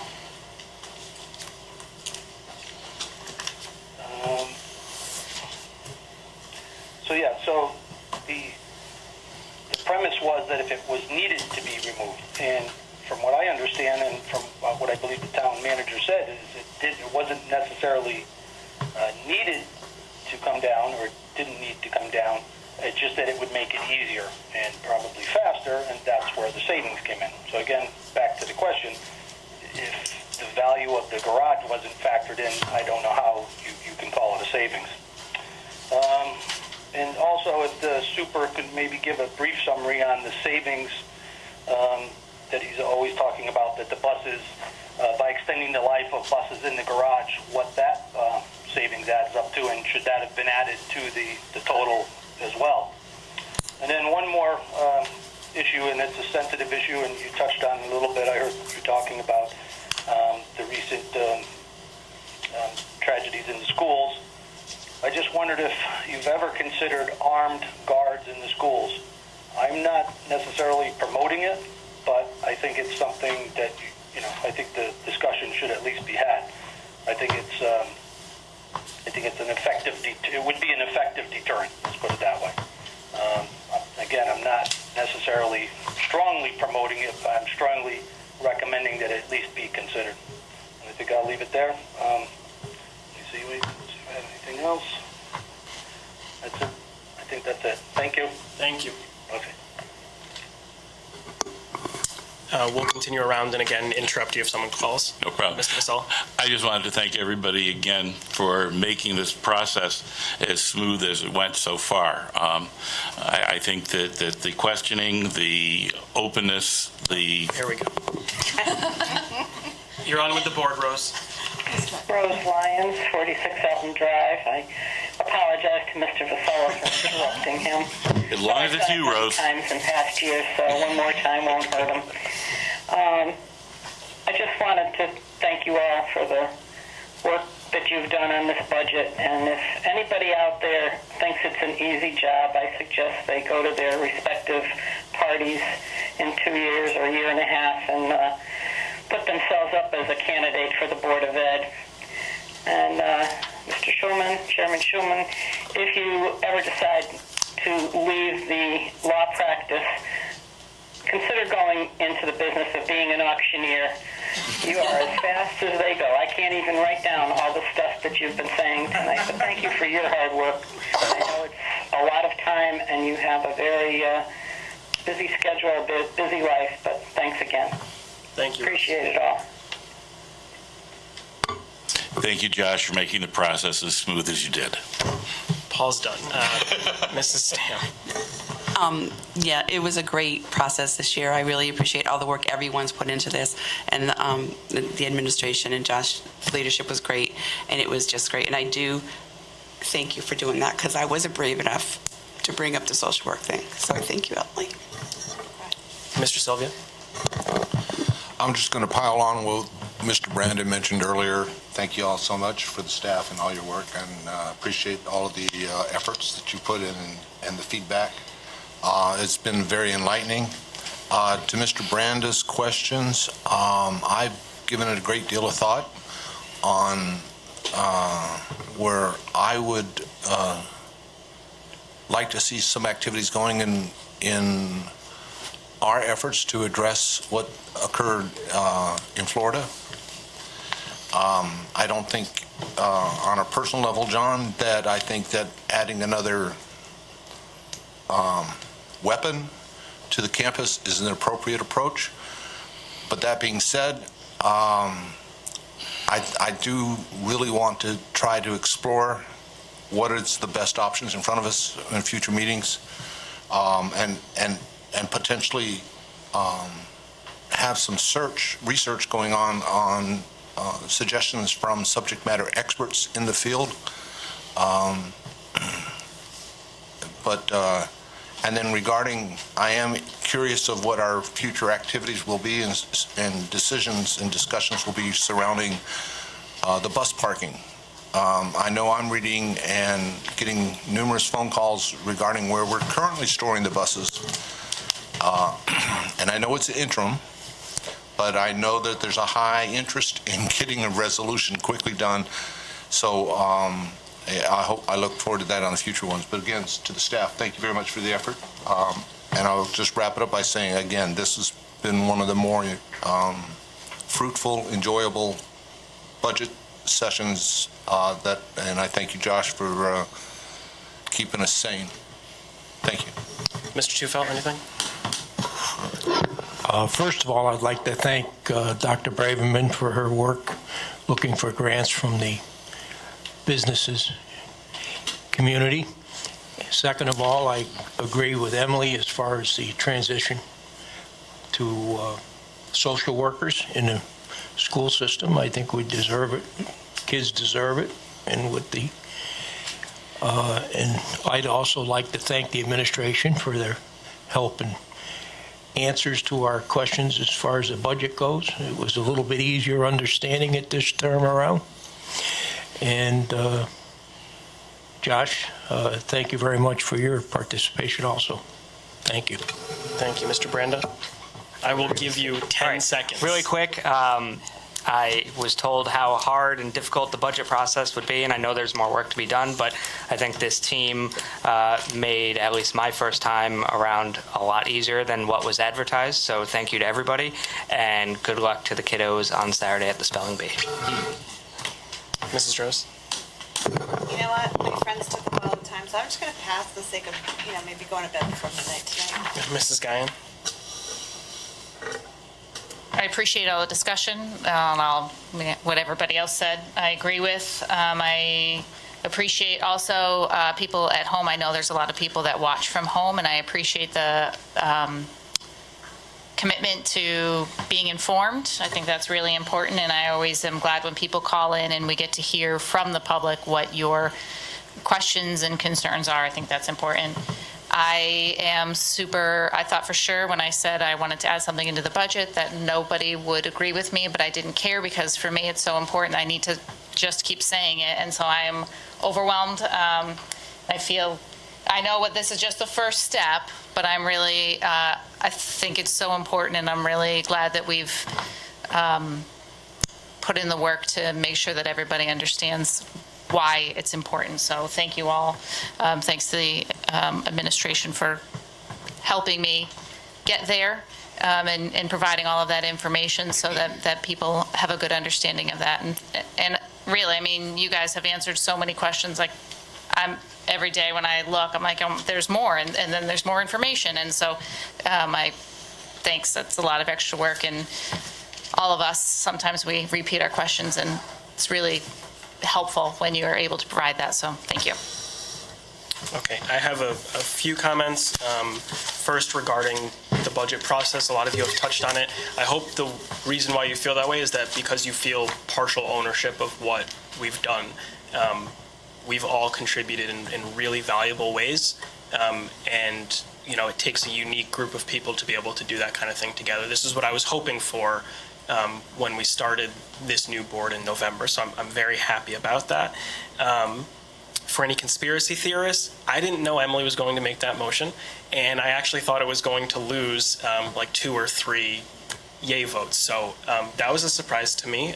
I'm happy it happened because I also believe strongly in that.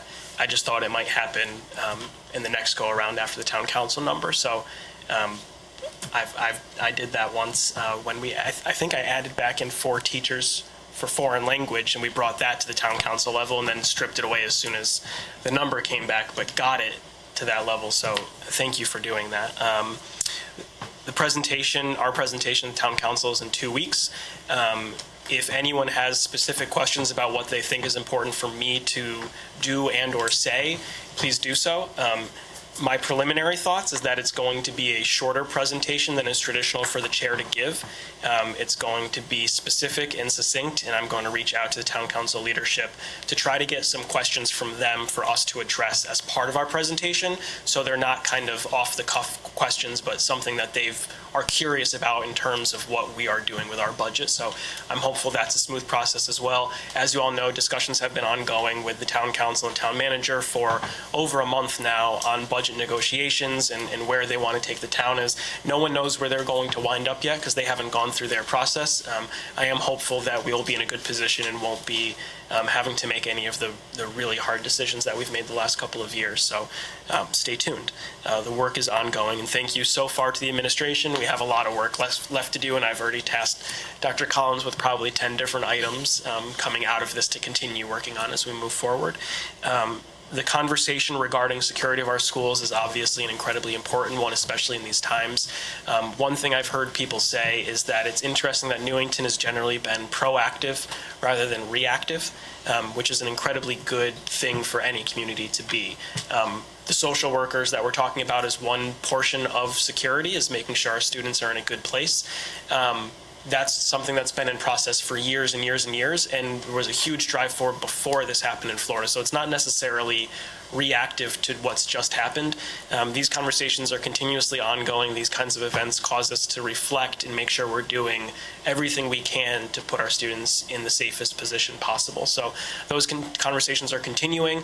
The one thing I'll say for the public that wants more and more information on these things is that a lot of the items regarding the security of the buildings is to be done in executive session for the reason that we don't want everyone to know every single thing we're doing in the public. So, just because we're not having a public meeting about it doesn't mean we're not having discussions, and certainly the administration's having discussions with our security officer about what to do there. So we are in a good position, but we always look for ways to improve, and that's ongoing.